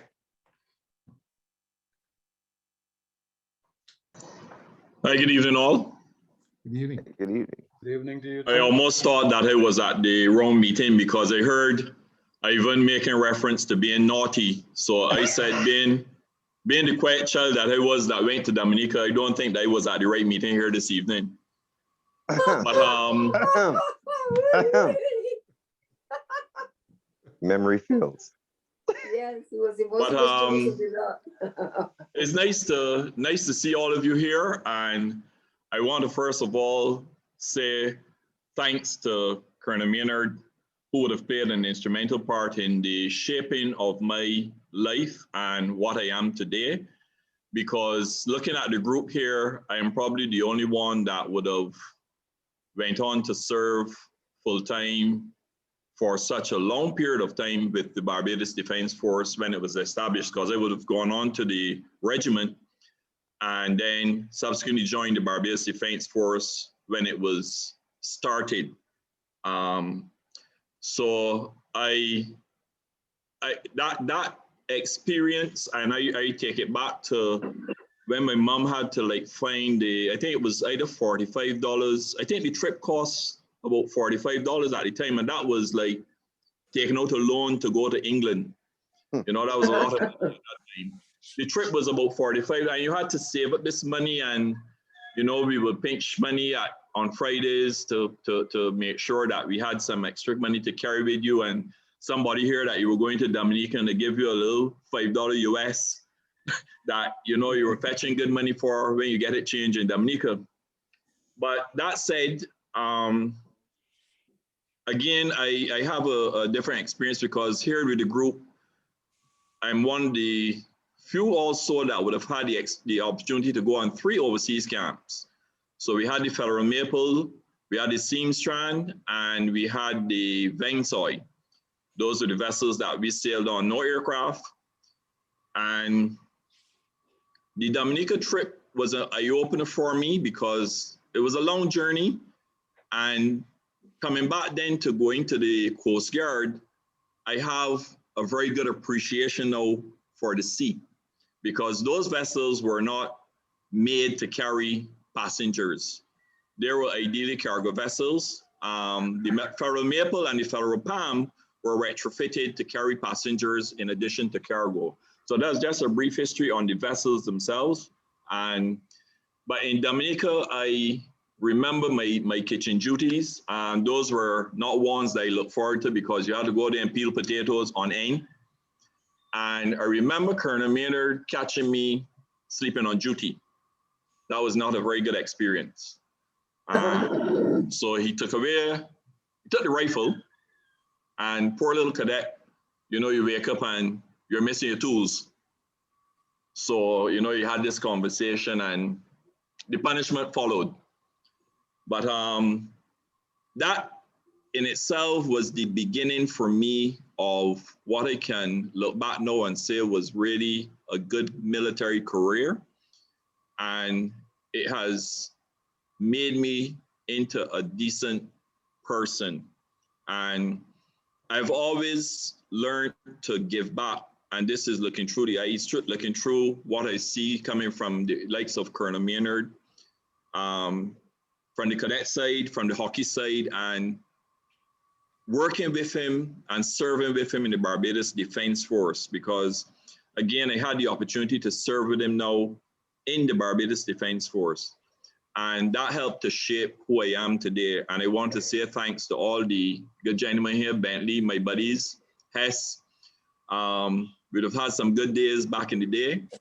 And who would think that we would be here in this forum, in this sort of climate now, that we cannot even get together to say we could have a dinner somewhere and sit and reminisce. We have to do it in a virtual setting. And I want to commend the efforts of Patrick Skeete.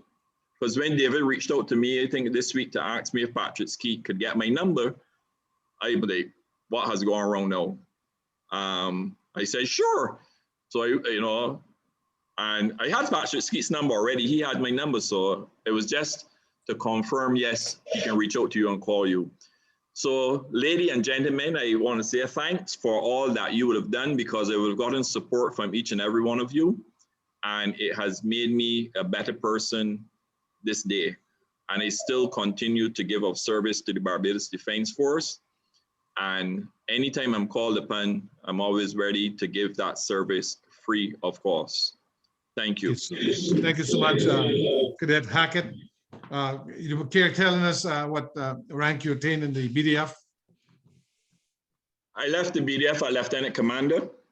Yes. And I would have had, my last posting was that of Adjutant for the Barbados Defence Force. Thank you. Well, I just want to say thank you for your service. And when the Dominica Cadet Corps was revived in 2001, there's a Barbadian Coast Guard officer who came to Dominica. He just passed away recently, and he would join us in his white uniform from the Barbados Coast Guard. I will get his name maybe in a little bit, but I just thought, you know, he died within the past 5 years. But we'll come back to that. If you remember, you can just maybe check on that. Yes, indeed. So I think we're up now to, we've got Clayton Brown, William Strawn. So Mr. Brown, and then we'll end with Mr. Strawn. Mr. Strawn will be the bookend.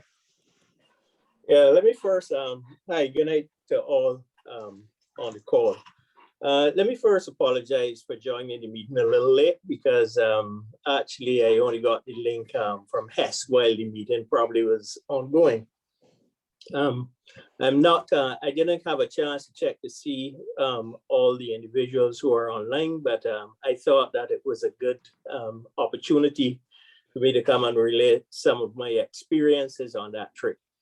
From what I recall, I was probably about 13, 14, probably about 14 years old at the time, because I recall playing under 15 cricket at the school then, when we had to leave the cricket to go on that tour of Dominica. But nevertheless, starting from the beginning of the tour, it was an experience for me, you know, traveling on the boat, going over to St. Vincent, to St. Lucia, and then to Dominica. That in itself was a harrowing experience for most of us. Most of us, you know, we became seasick. You know, it was very very horrible for us as youngsters at that time. There were a lot of firsts. There were a lot of firsts for me on that trip that I recall. Like Hess indicated, you know, seeing an owl for the first time. You know, that was something new to us. I recall, you know, all the guys saying, you know, there's an owl, and we all scampered to see the owl. Then eating mountain chicken. That again was another first. Bathing in the river. And as a matter of fact, one of the things that stand out in my mind, because I was right there at the incident that Jeremy spoke about, where, you know, you look at the river, you want to bathe in the river. It looks like if it is flowing, you know, and trickling over the stones, but then there are certain areas in the river that, you know, it becomes very camp. And that is where the danger lies. And I recall Jeremy, just stepping, and we saw Jeremy disappear. I don't know if you recall, but there were a lot of guys around there, and I recall in particular Derek Burke and Greg Clark. They were good swimmers at the time, and they're the ones who actually pulled Jeremy out of the river. So then we had to be very careful when we go into that river. One of my experiences too was shooting the 303 for the first time. And that in itself, you know, because I was one of the shortest guys in the cadets at the time, and one of the smaller guys, and, you know, the kickback that rifle gave, all I now I can recall, you know, putting it onto my shoulder. We were laying flat on grass and had the rifle strapped over your shoulder. And the kick alone from the first bullet that we shot, you know, we were just trying to get the other 4 bullets off. I don't think I touched any of the targets, and the targets were huge targets. But that was really an experience for us at that time, you know. But all in all, well, as a matter of fact, there was one other experience too that I had that stands out in my mind. It was a night out in the mountains, in the hills, among these banana trees. Yeah. And I recall we were all sleeping there. And then I think it was Jeremy that probably was my platoon leader at the time. I recall, you know, we were in a deep sleep, youngsters. We were told, well, keep your guns close to you. And all of a sudden we heard like these shots ringing out. And then there were some like fireworks going off. And we got scared at the time because we thought that we were trespassing. We thought we were trespassing on some person's land. And, you know, we saw everyone running, and we were told, well, just grab your guns and move. Grab the guns and move. And I recall, you know, leaving my puttees, you know, leaving my belt. And we just grabbed the guns and we were just running and running. And we didn't know where we were running. But it's only after then we realized it was just an exercise. It was just an exercise that that was being carried out at the time. But at the time, it was really, you know, it was really scary for us as youngsters, you know, being in a situation like that. But all in all, you know, it's good to rekindle the friendships, you know, get back to, or at least it's nice seeing individuals like Bentley Wall, who I haven't seen, well, I've seen them probably a couple times coming back to reunions, but for individuals like Bentley and Hess, who lives now in the US, you know, it's good to see them. I don't see, I haven't seen William the Straughns recently, you know, Mr. Maynard, you know, but all in all, the experience in the cadets, it is something that, you know, I tell all the youngsters, if you want to be a leader, you know, just join the cadets while you're at school. You know, it has helped me in my life, in my work career. It has helped me in sports. I was captain of cricket teams, you know, I was managers in my jobs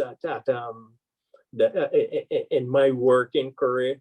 And all in all, I attribute that to my experiences in the Cadet Corps. So I think I'll go there right now, because I'm sure there are a number of other things that don't come to mind right now. I remember also the football game that Bentley spoke about. You know, that was interesting. That was an interesting game too as well. Because we thought that Barbados was winning the football game, and you know, we were up. And then, you know, we, like Bentley said, it was one game, you know, we didn't mind losing at that time. Well, thank you so much, Cadet Brown. Outstanding recall there, and we all appreciate, you know, that you were fascinated about Owl. But I think we now have as a bookend one of the famous Strawn brothers.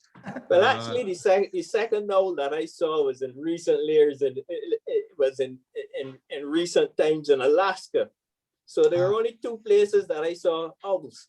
I saw in Dominica first, and then I saw owls in Alaska. And, you know, it was something that I guess it is unique in Dominica, at least to the Caribbean. So thank you. Thank you for that. Yes, indeed. Cadet Strawn, welcome, sir. Yes, sir. Good evening, everyone. My apologies for being a little bit late. I did join Ben to listen to Bentley Wall's prepared thesis that he was delivering. Everything that Bentley said, you really can't. It was his recall is tremendous. I mean, he remembers a lot more things than I had actually initially remembered. And I was pleased with everything that he said just now. And I was listening to him start to recall things. It's really great to see every one of you. It is all of us have increased in vintage over the years, but everyone still looks great. If I just the two memories or the three memories that come to me are, first of all, the admiration I had for Margot Green. Being the only female on that trip, and how she integrated and worked with us as one of us. And I remember on route marches and on the various parades and so forth, where they recognized that there was a woman in our group and so forth, you see the fingers pointing and everything like that. It was, that was a great thing. I just felt good that we were able to surround her with the love and the protection that made her feel so welcomed. But Margot, for years, and it's years afterwards, I recognized what it really meant. So Margot, for that, I really commend you for doing that. So I'm very pleased to be part of that. I also thanks, William. Thanks. It's nice to see you. Nice to see you. It's really nice to see all of you. Patrick, again, thanks for putting this together. The one person in this group that I probably speak to and hear the most is Hess Natrum, and not that that's something to brag about, but I communicate quite a lot. But honestly, this is a great group. The two other things I do remember, one of them is a little bit more personal. It's only akin to me. But the one thing I remember going on one hike in Dominica, and we were crossing what might have been in Barbados, it could have been just a small ravine or something like that. We were walking across either a fallen tree or a log. It wasn't a man-made path. It was a natural path. We were walking across this ravine, and you look next to you and you see the tops of trees, or you see some plants and some vegetation growing on both your left and right. And then realizing that vegetation was really the top of a palm tree. So so you're talking about it being maybe hundreds of feet, if not tens of feet up in the air, and you're not realizing it because the things that you were looking at to your left and right were the tops of palm trees, maybe even cabbage palm trees, and you know they can grow to a couple of hundred feet. So that's the kind of thing about Dominica. Dominica was a tremendous experience. I remember all the river experiences we talked about, and how cold the water was. I mean, as hot as Dominica was, the water was so beautiful, clean, and really, really cold. And how deceptive, as Clayton was saying just now, how deceptive the depth of the water was. It looked as though you could reach down and touch it. And you stepped in it and you just went to the bottom. Those are the kind of things. The one thing I remember personally about myself, though, is that I had this fetish about using public bathrooms. And I volunteered always for latrine duty. I volunteered for latrine duty because I knew that I was going to clean that thing so I should actually eat off the floor. So I knew that that was the thing I wanted to do. It was either that or in the kitchen. If you volunteer for kitchen duty, you always get more food than anybody else. But after a while in Dominica, I think it was 3 weeks in Dominica, if I can remember correctly, it was, I remember David saying this years ago, we used to get Dashing and Tanya 6 days a week and Tanya and Dashing on Sundays. That's what we, and saltfish. You know, that's what we remembered about Dominica. We survived. But what that has done, and Colonel Maynard, the experience of those 2 trips, I'm talking about the one in, I think it's either St. Lucia or St. Vincent, but certainly the Dominican trip, the experience that we had in the Cadet Corps, and that Dominican trip to this day has hardened you to a point where when you think about the experiences that you want to share with people, those are the experiences that you can actually come back and share. But it's done more to you because in business and in my work, because I'm one of the people, I don't know how many of you know that, but I'm one of the people who has lived 30 years in the United States. So I'm still in the United States. So, but Bentley, myself, Hess, I don't know who else actually is on the call there that lives overseas, but I've been over here now for almost 30 years. And the experience that gave us, when I look at the kind of entitlement that happens here in the US, particularly to our children, I'm looking at the fact that my wife has decided to leave teaching. She's been teaching for 37 years, but she decided to leave teaching now because she cannot manage. Here's a woman who's taught for 37 years, can't manage the children that she's dealing with now anymore because they're all so entitled. The things, they're rude, they don't listen, and the kind of thing that is going through with her, for her to decide her love of teaching that she can give it up right now because of this.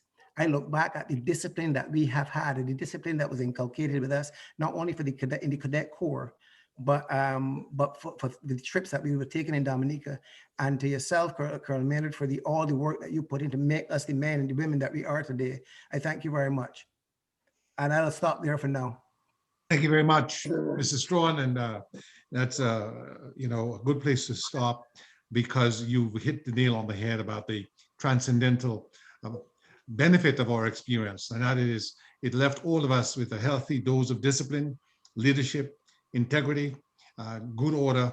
And it's again in this moment that I must salute my commandant, Major Earle Johnson, Dr. Johnson. He went on to get his PhD at California University, and Colonel Maynard, then Lieutenant Maynard, whose name, Deighton Maynard, I never forgot, and I will tell you the story. So our father had served in the South Caribbean forces with Barbadians and Trinidadians. He passed away at 90 in 2011, and I last met Major Maynard at the last of the battalion. Major of the Defence Force, Twistleton Bertrand, who died in Toronto. He was also a captain in the Canadian Army, and that's where Major Johnson and I last spoke, and I will share with you the few remarks. So my older brother was a cadet at the St. Mary's Academy, Dr. Sam Christian. My other brother was ahead of me. He later became a combat surgeon in the US Army, went to Howard University in Washington. And so in those days in Dominica, the Cadet Corps was a very exalted organization. When the parade was on, we would follow the parade. So as soon as I started in 72, at 11 years old, on Thursday, 1,500 hours, I was on the parade ground and I joined the Cadet Corps. And so for the first year I was in infantry, met people like Paul Joseph, and our sage, our leader was Major Johnson. Major Johnson, as someone remarked, was eloquent. I never kind of really figured out where he got his power of speech. He was perfectly Churchillian in his ability to inspire us. And there's something you don't know. Prior to coming to that camp, we had a pre-camp, I believe, Major Johnson, at Londonderry, where he drilled us. He said, the Barbadians are coming. And the Barbadians are serious cadets. And we don't want any slackers on parade. And you felt, boosted you up and you felt you had to perform. And when the Barbadian brothers and one sister arrived, Margot Green, of course, never forgot her because she was the first. Everybody was pointing fingers because no one had ever seen a female cadet. Cadets were all male. So Margot, you made history in Dominica. You were never forgotten. And a couple of things. Our cadet corps is very old. Several had served in World War I, World War II. We had the only school in the island with a memorial to those who, the Old Boys Association put that up in the late 50s. Sergeant Arlene, Royal Air Force, killed in action. Lacoma Lafontius McCoy, killed in action, Royal Air Force, Davenport Royal Navy. We lost about 3 or 4 of our cadets in action in the Royal Air Force, Royal Navy. So here we are, we're getting ready. The Barbadian cadets arrive, and their uniforms are uniformed. We had khaki, but the cadet corps provided us with our berets or badges or lanyards or belts or boots, potties and belts and so on. But your parents would make your actual khaki tunic. So Strawn might have a dark khaki, Paul might have a lighter khaki. So we had that little bit of lack of uniformity there, where the Barbadians had, I remember, a green fatigue pants with a pocket on either the right thigh or left thigh, and they had potties. And I believe also the band had canvas anklets. There's another name we call the anklets. Can anybody help me this evening? Potties. Well, you have the potties, the brown potties that you wrapped around your ankles. But they were the anklets with the two. Anklets is the word. Anklets is the word. Okay, good. So in any event, the Barbadians had that. There are 2 other things I wanted to say about organization.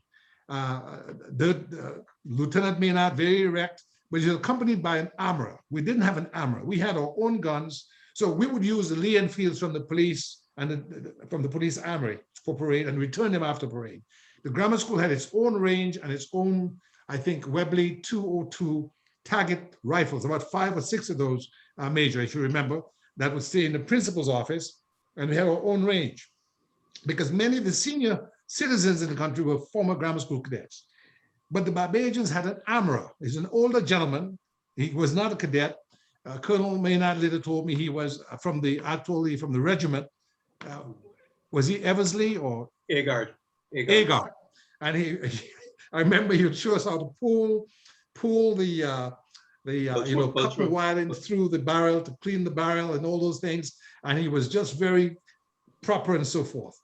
We didn't have that. Barbadian cadets had a medic, a gentleman who was very Christian-like, very Christ-like.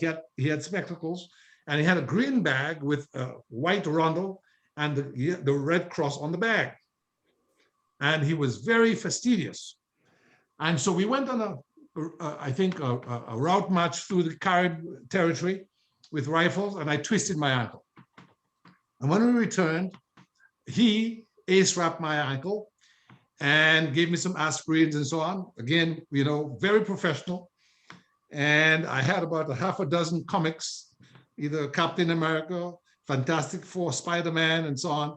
And I started reading my comics. And I didn't go back on parade. So the next day, someone said, Christian is in the barracks reading comics. He's not on parade. And I think 2 Barbadian cadet corporals marched me down. I'm not sure whether it was Warrant Officer Skeet or one of the sergeants on a charge of malingering. I was put on a charge of malingering and I was ordered back on parade. And I remember the 303. It was also the first time I shot the 303, and the recoil was such that when it hit me, my hands started to sweat, and I put my hands down on some sand so I could get some grip. And I don't think I hit any targets. I think someone said the same thing, but it was loud. And we had the 202, which is no comparison, the 303 to 202. Anyway, the camp is coming to an end, but before that, Major Johnson arranged for a picnic at Purple Turtle Beach. And I think he had a whole bull or something slaughtered, and we had these huge pieces of meat, beef and so on. We had a macaroni and cheese pie, and it was a fantastic lunch. Some people had seconds, I could only go once. It was a fantastic lunch, well put together, much better than the powdered eggs. The powdered eggs, when you add the powdered eggs, if you passed gas or you passed wind, you would cause folks to scatter because that stuff, it left an awful residue in the atmosphere. So we are going to go to the parade before the governor and the Minister of Education. It's a huge thing. People are gathering. I remind you, I'd been placed on charge of malingering. And as we got to the police headquarters, fall in, Lieutenant Maynard called me and said, Cadet Christian, can you come, please? Fall out. Come to me, please. And I came up and I said, yes, sir. And he said, Cadet Christian, I'm reliably informed that while folks were practicing, you were reading comics and you were put on the charge of malingering. We're here on parade to put on the best show. As a result of your failure to practice as diligently as you ought to have, I'm afraid that you may blow some bad notes. Stand down. Now you have to understand, people are gathering outside the gates. He didn't say it out loud. He called me quietly and so on. And what am I to do? My father is down the way, maybe witnessing me drill by, and I felt I'd let down the side. I felt I'd let down Major Johnson. What am I to do? Well, Margot is the lawyer among us. As for me, I don't know what I am. But when the order went out, break by the center in column of route, quick march. Band struck up and parade exited police headquarters, huge crowd. I followed the parade by about 8 paces. And as the crowd surged onto the marching troops of Dominican and Barbadian cadets, I put both my hands out and someone said, Christian, why are you not at the band? I said, I'm doing crowd control. And,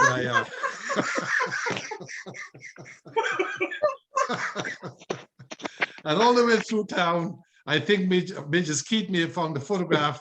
I maintained my composure.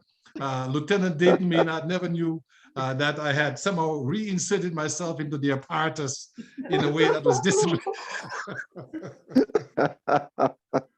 But, you know, and the memories have lived on. Fast forward when the Cadet Corps, when independence came, Dominica went through a patch of difficulty and the Cadet Corps was not continued. It went into dormancy. And Eugenia Charles, is the Prime Minister, didn't refund the Cadet Corps, and it came back on the Rosie Douglas. And Major Skeet covered his name in gold letters in Dominica by being a key member of that cohort of persons who visited Dominica and worked with then Lieutenant Francis Richards, now Major Richards, who later became the commandant. And I, of course, played my little role in that regard, and I'll say no more. But this is the famous Strawn. Is it William Strawn or is that David? David. David. William is right, with his side jump to my right. That's right. And I'm somewhere there, you know, diligently doing what was on scene. That is the only reason, folks, we have such a clean and crisp picture is because there was efficient crowd control. So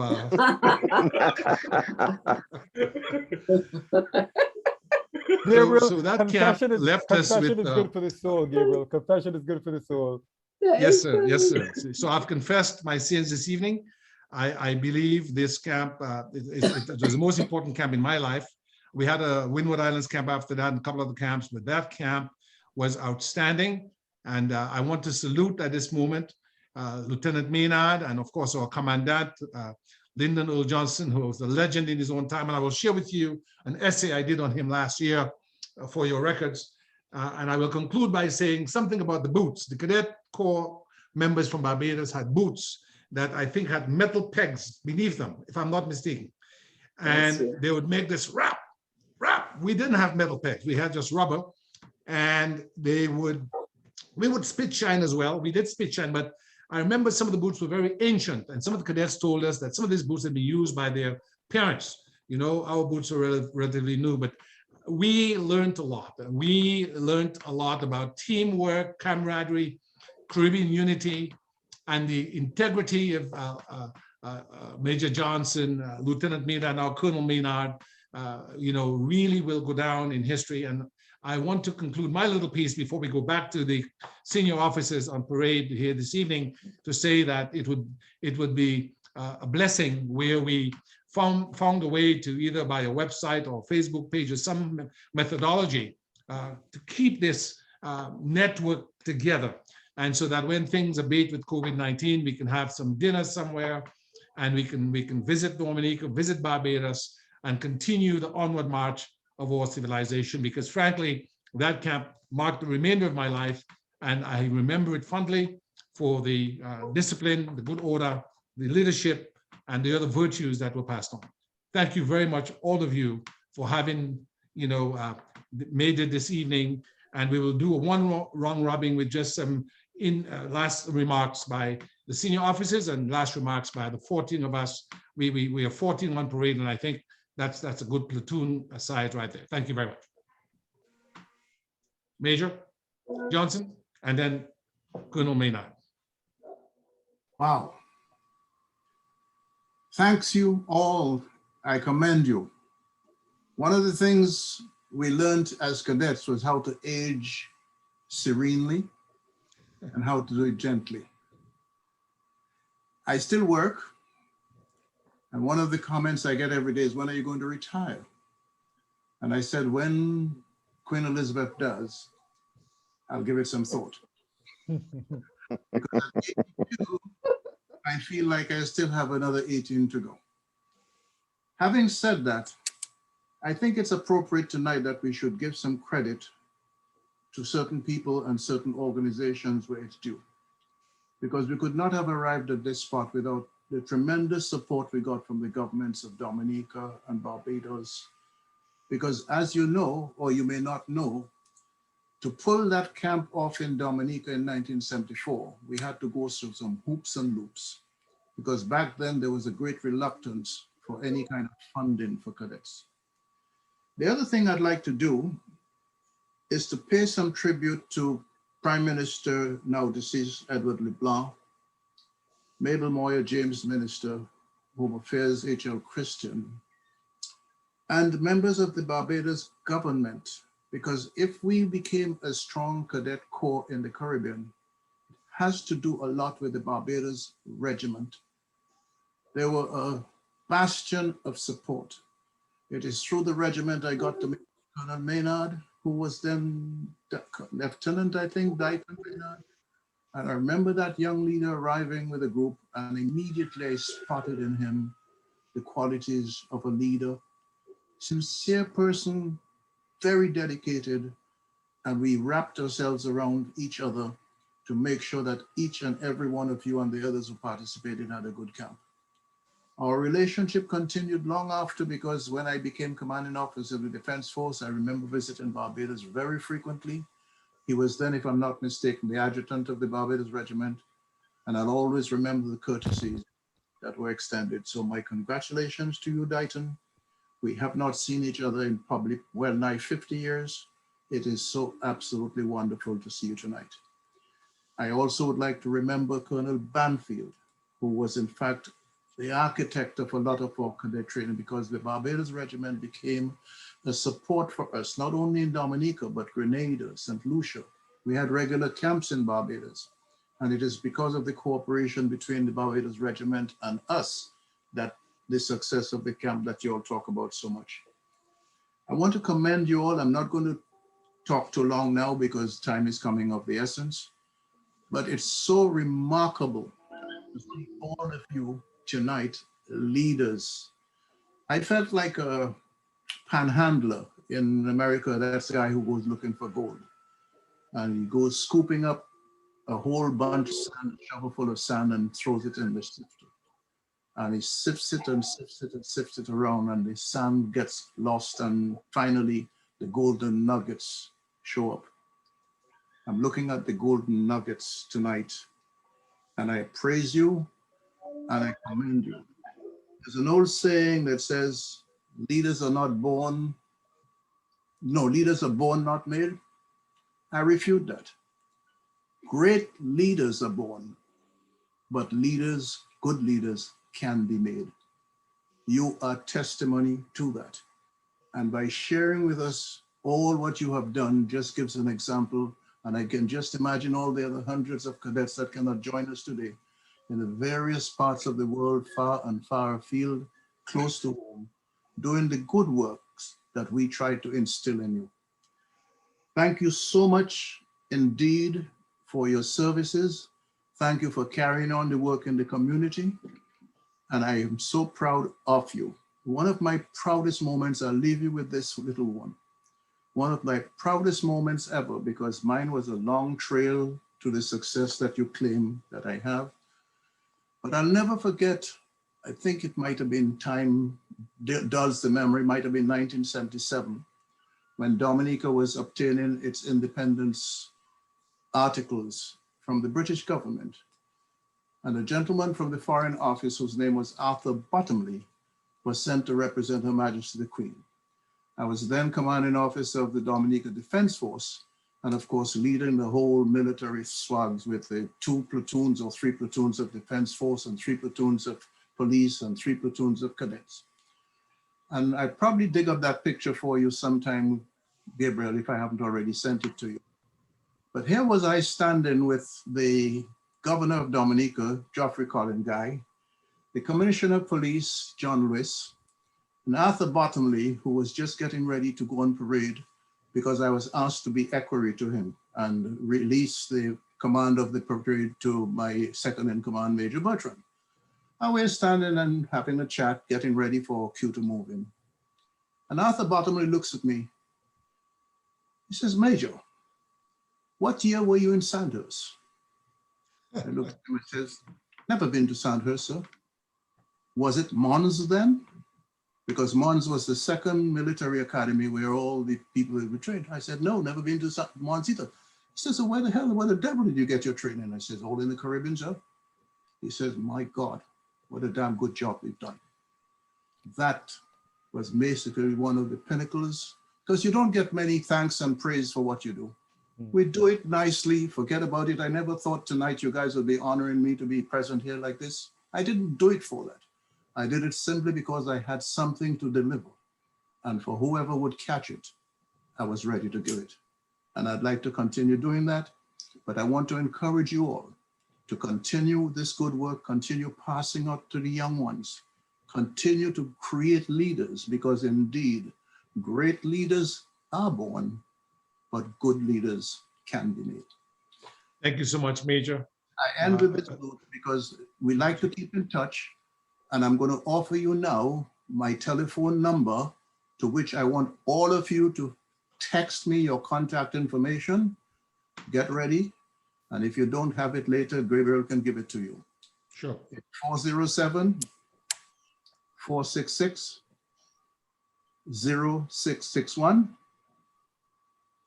My email address is Caribs, like the Caribbean, CARIBES, followed by the numbers 3459 @comcast.net. The reason I'm giving you my contact information is because 2 mountains don't meet, but at some stage human beings intertwine. If you're ever in my neck of the woods, I pray you please don't hesitate to make contact. It would be a pleasure to meet you in person. Thank you, Major. Organizing Thank this. you. One salute, Thank Major. you. So what we will do, gentlemen, is just 30 seconds each. We'll do a round. We'll close it, Major Skeet, but Lieutenant now Colonel Maynard. Any final words, sir?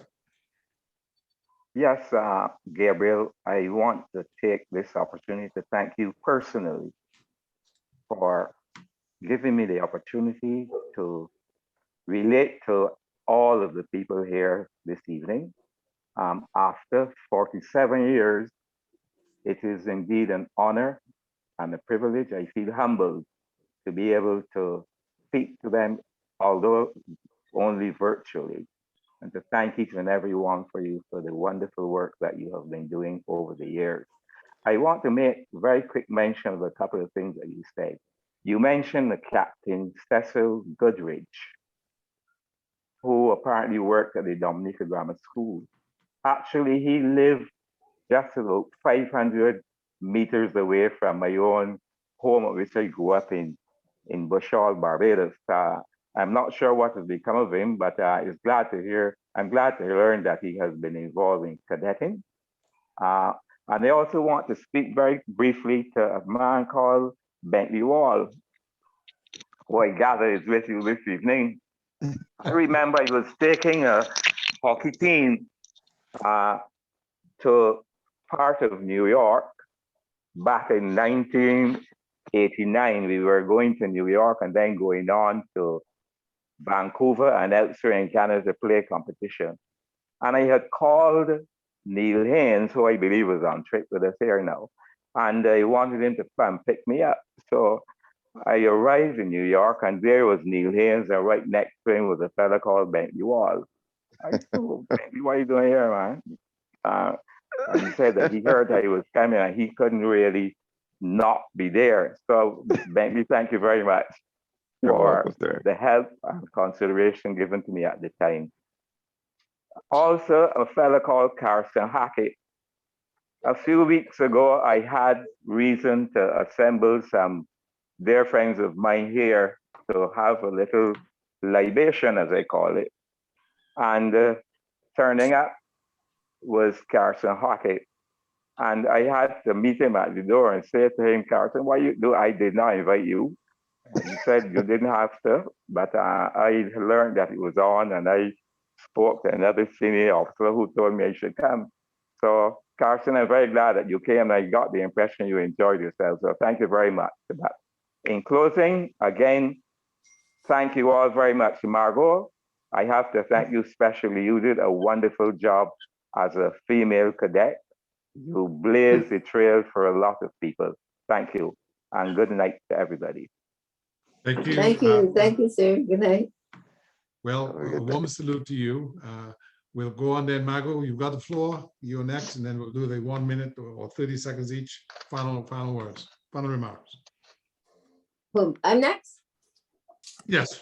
Yeah, it was wonderful being in your company again. It reminds me of what a warm and lovely feeling I had when I went to that camp in Dominica. It is lovely to see you all again. I hope that we keep in touch. As Major Johnson has said, well, Deighton Maynard, you know that you hold a special place in my heart because you were like a father to me when I was in Dominica. I felt comfortable, and my mother felt comfortable allowing me to go on that trip with you as my guardian, and with knowing that both David Strawn, William, and Patrick Skeet will be there as well. They are the main persons that gave my mother the confidence to allow me to go on a trip with hundreds of boys on the ship. Thank you all again for a very wonderful experience, and you remain special to me in my heart. Thank you for making history, Margot. Right along to Mr. Clark. Thank you, Cadet Clark. It was wonderful being here. I want to thank all of you. It was nice seeing Colonel Maynard again. Mr. Major Johnson, I'm still waiting for the food truck. Like Paul was saying, drinking lemonade and bananas, that's not my idea of food. I think I have a bone to pick with you. You know. I really enjoyed myself in Dominica, and again I want to say thanks to everyone, all of you who made it very special. Margot, again, I think that you should something should be said or done. I think in the Caribbean we don't write a lot or publish things that we should, but you would have blazed the trail for lots of females in the Caribbean, you know. And I want to thank all you again. And Paul, thanks for being a member of that band. We had lots of fun. I think the band we enjoyed the most. We had the most fun in Dominica. Sure did. Yes. Yes, thank you very much, Cadet Clark. Cadet Nithram, Hess Nithram. Yes, it was an honor and pleasure to be here. And Mr. Maynard, I thank you for doing this, getting us all together as young men and making a big difference in our lives. You might not have known it, but you made a big difference in mine. So I have great friendships with all these guys here up to now. And I want to make a comment because there was always an argument between the twins, David and William, who was the better looking. And I will say here, because I lived probably less than a quarter mile from them, it's their brother Stephen. End of conversation. Nice, nice. Thank you very much, sir. Thank you very much, Cadet Collymore. Thank you. Well, what I would say is that event in Dominica cemented in me the foundations of leadership. Learn to live with diversity and challenge. And it served me well in my career. Timeliness, punctuality, principles, vision. I want to thank you, Colonel Maynard, for helping to start that process. And I really think that we did not appreciate how progressive we are, or were at the time, with this gender accommodation.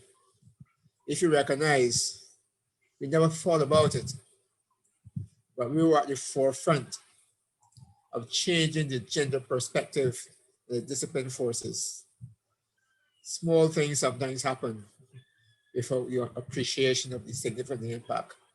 And I can say that I have been a stronger person because of this experience in the discipline services, but particularly with that experience in Dominica. May we continue to share and live from that. Thank you very much, sir. Cadet Hackett. Thank you, sir. Very good night to all again, and I just want to echo the sentiments of my fellow cadets. It was indeed a pleasure, and I am happy to have been a part of that experience. Thank you. Thank you. God bless you. Mr. Strong, William. Thank you all. This has been a wonderful experience. Thank you, Patrick, for putting this together. This is something that we should try and continue. I know it takes effort, but it's the kind of effort that we need to make. I look at all of you, and I have been blessed to have all of you in my life. Colonel Maynard, thank you for the experience, for filling the void that after the Canadians pulled out of these overseas trips, filling that void, the foresight. Thank you, Earle Johnson, for the work that you did. And Gabriel, nice to see you again. All of you, it was wonderful to see you, and may our friendships continue. Wonderful. Thank you so much, Cadet Joseph.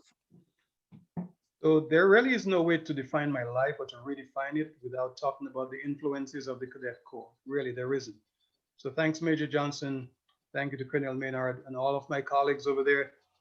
We had a great time. And I guess I can say maybe on your behalf, we are who we are today because of the Cadet Corps.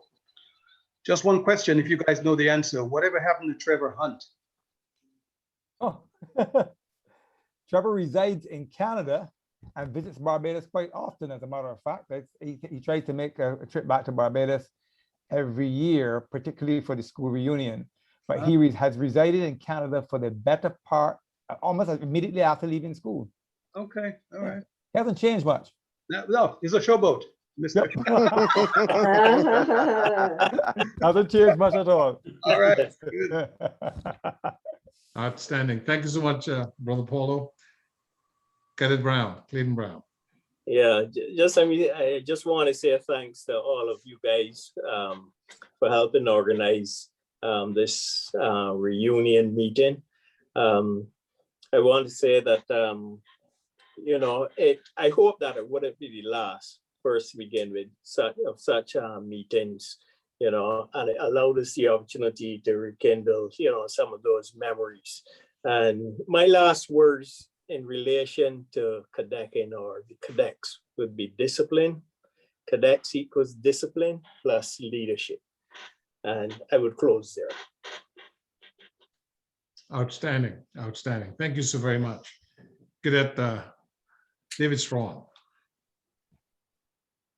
I think you're going to mention one person more. Well, oh no, we're not done yet. Yeah, thanks again, Gabriel. Thanks, Gabriel and Patrick, for putting this together. And a really special thank you. I think no praise is good enough for people like Colonel Maynard and Major Johnson, who have still remained mentors of mine even to this day. Cadets played the biggest role in my life in shaping who I am and brought me into manhood. I will always treasure the time we spent in Londonderry. And I really, really wish, Gabriel, with our efforts that we can recreate something similar, even though it's not a school, but something similar in Dominica. I think Dominica is the best possible location for any campsite.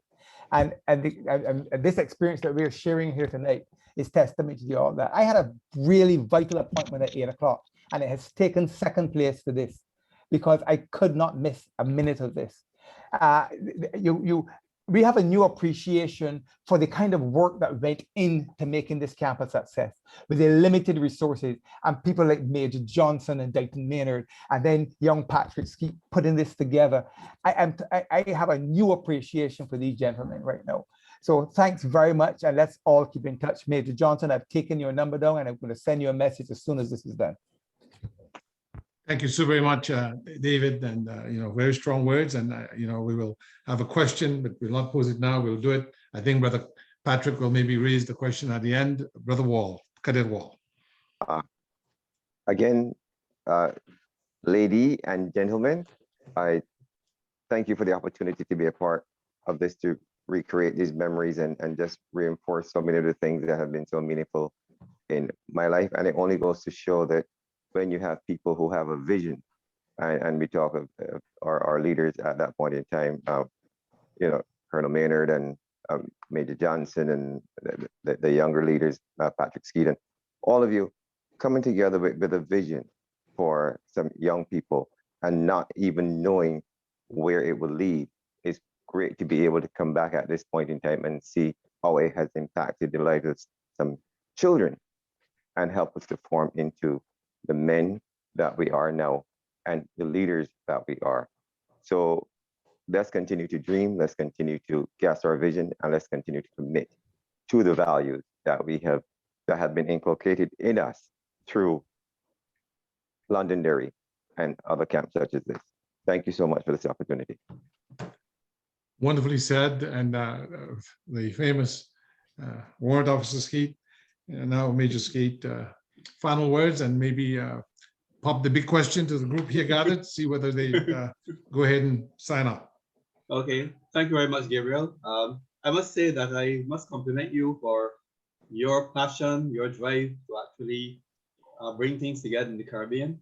Working with you over the last couple of years when I was working at the Cadet Headquarters with the Dominica Revival Movement and so on. It's a real pleasure to see your commitment. I'd like to let the others know that you actually donated instruments to the Dominica Band, and you got the videos which you've shown for the Dominica Cadet Corps. You're doing a lot of videos of young people who you've assisted, and I am really grateful to you for the effort you've made to help your own country. And I'm going back to Major Johnson. I could hear that you haven't lost that particular touch at all when it comes to oratory. I'm in touch with Colonel Maynard every day, and I'm going around quickly because I just want to say what each person means in a very short way. Colonel Maynard, we speak every day, and we're building a book about his leadership that also includes the trip to Dominica.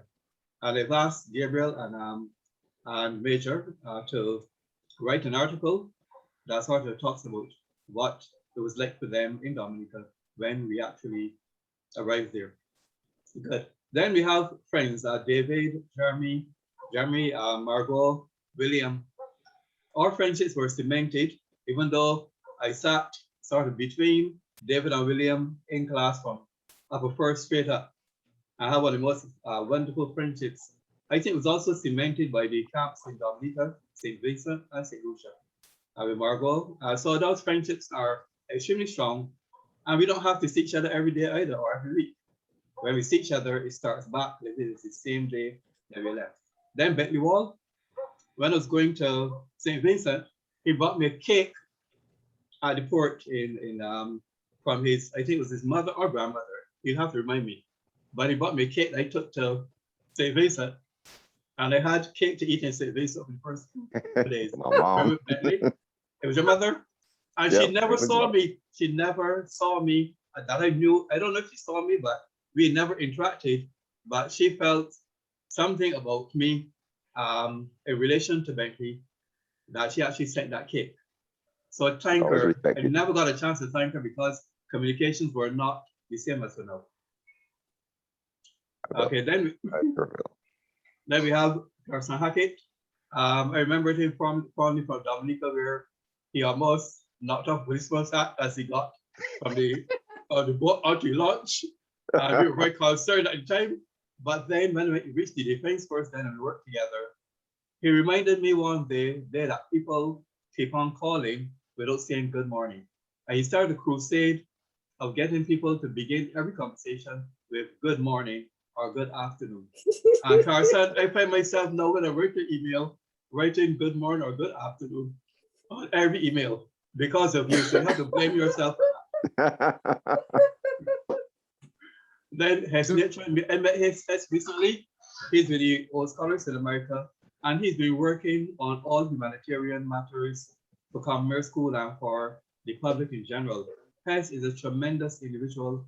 He's actually dedicated his life to actually raising funds to help people. Thanks, Hess, for that.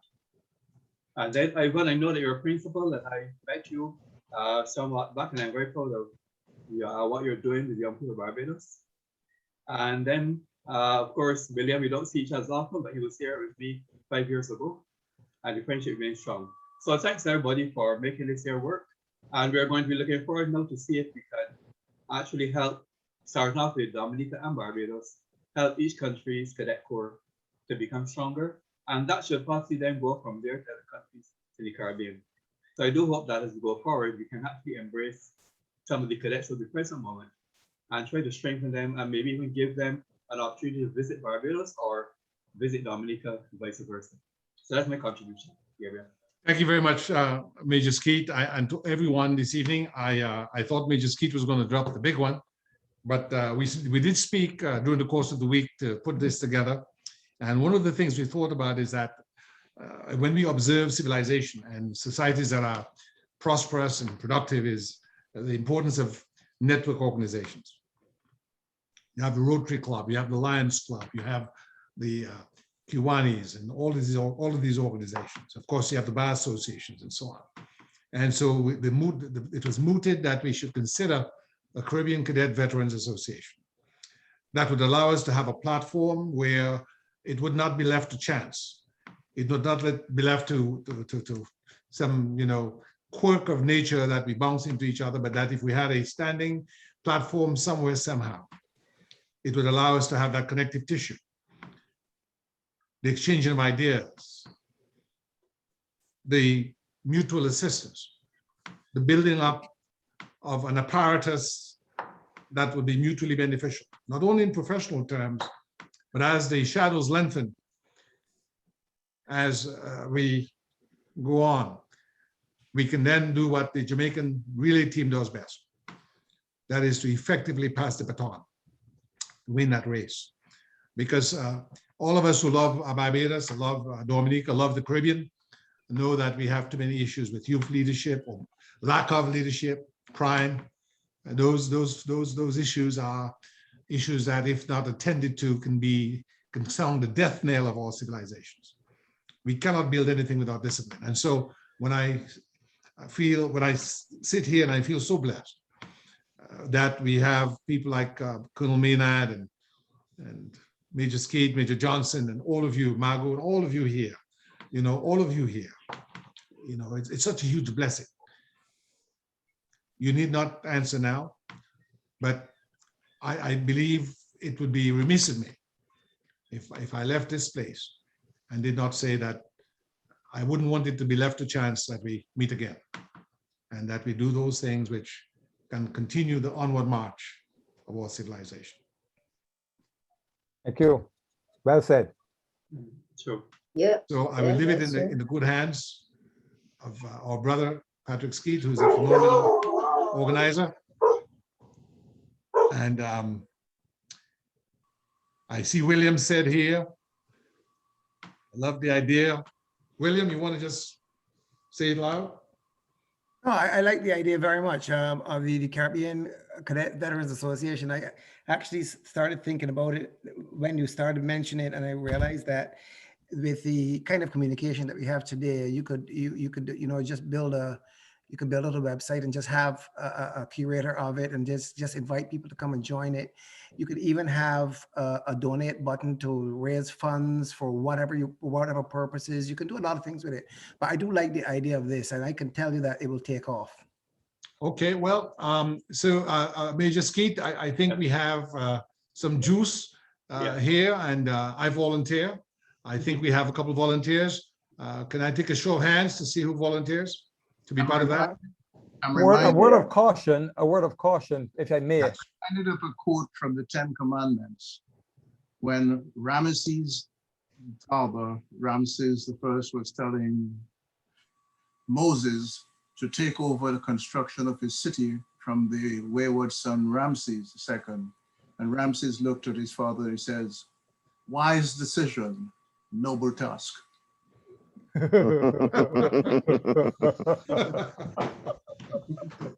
A word of caution, if I may. If you put this in the hands of Patrick Skeet, be prepared. Be prepared. Patrick Skeet needs no stone unturned, and you will be getting floods of emails and a lot of work to do. Patrick doesn't take any prisoners. So, a word of caution. You're smiling now. Yeah, just a word to Patrick.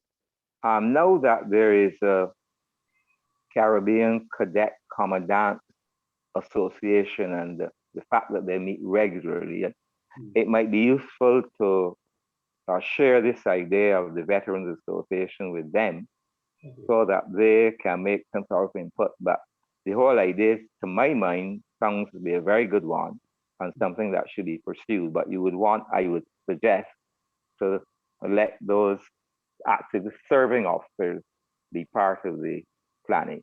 Thank you. Okay. Thank you, Colonel Maynard.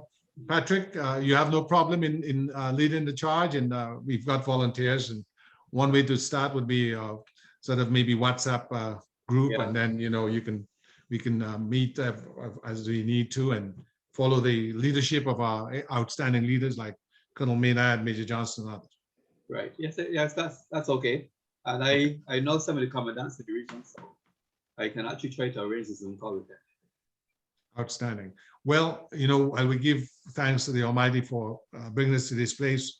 I know, Patrick, you opened. Let's see whether we can maybe get Margot or somebody like that to close. Good evening.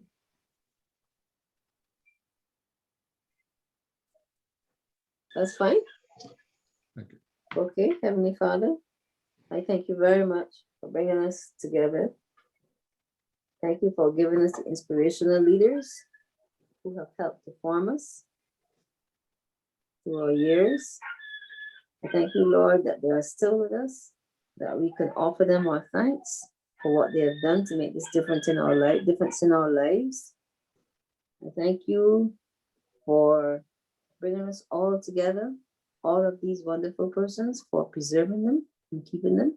And I ask you, Heavenly Father, to guide us as we go forth in our lives, to guard us, and to help us to form this association, which has been suggested tonight, and to make it a success. In Jesus' name, I pray. Amen. Amen. Thank you so very much, Margot. Colonel Maynard, Major Johnson, Major Skeet, all of you. God bless you. And Thank you, and have a good evening, everyone. Hey, thank you. Thank you all. And David, what you Okay. said was true. Patrick is going to have us working real hard. You better believe it.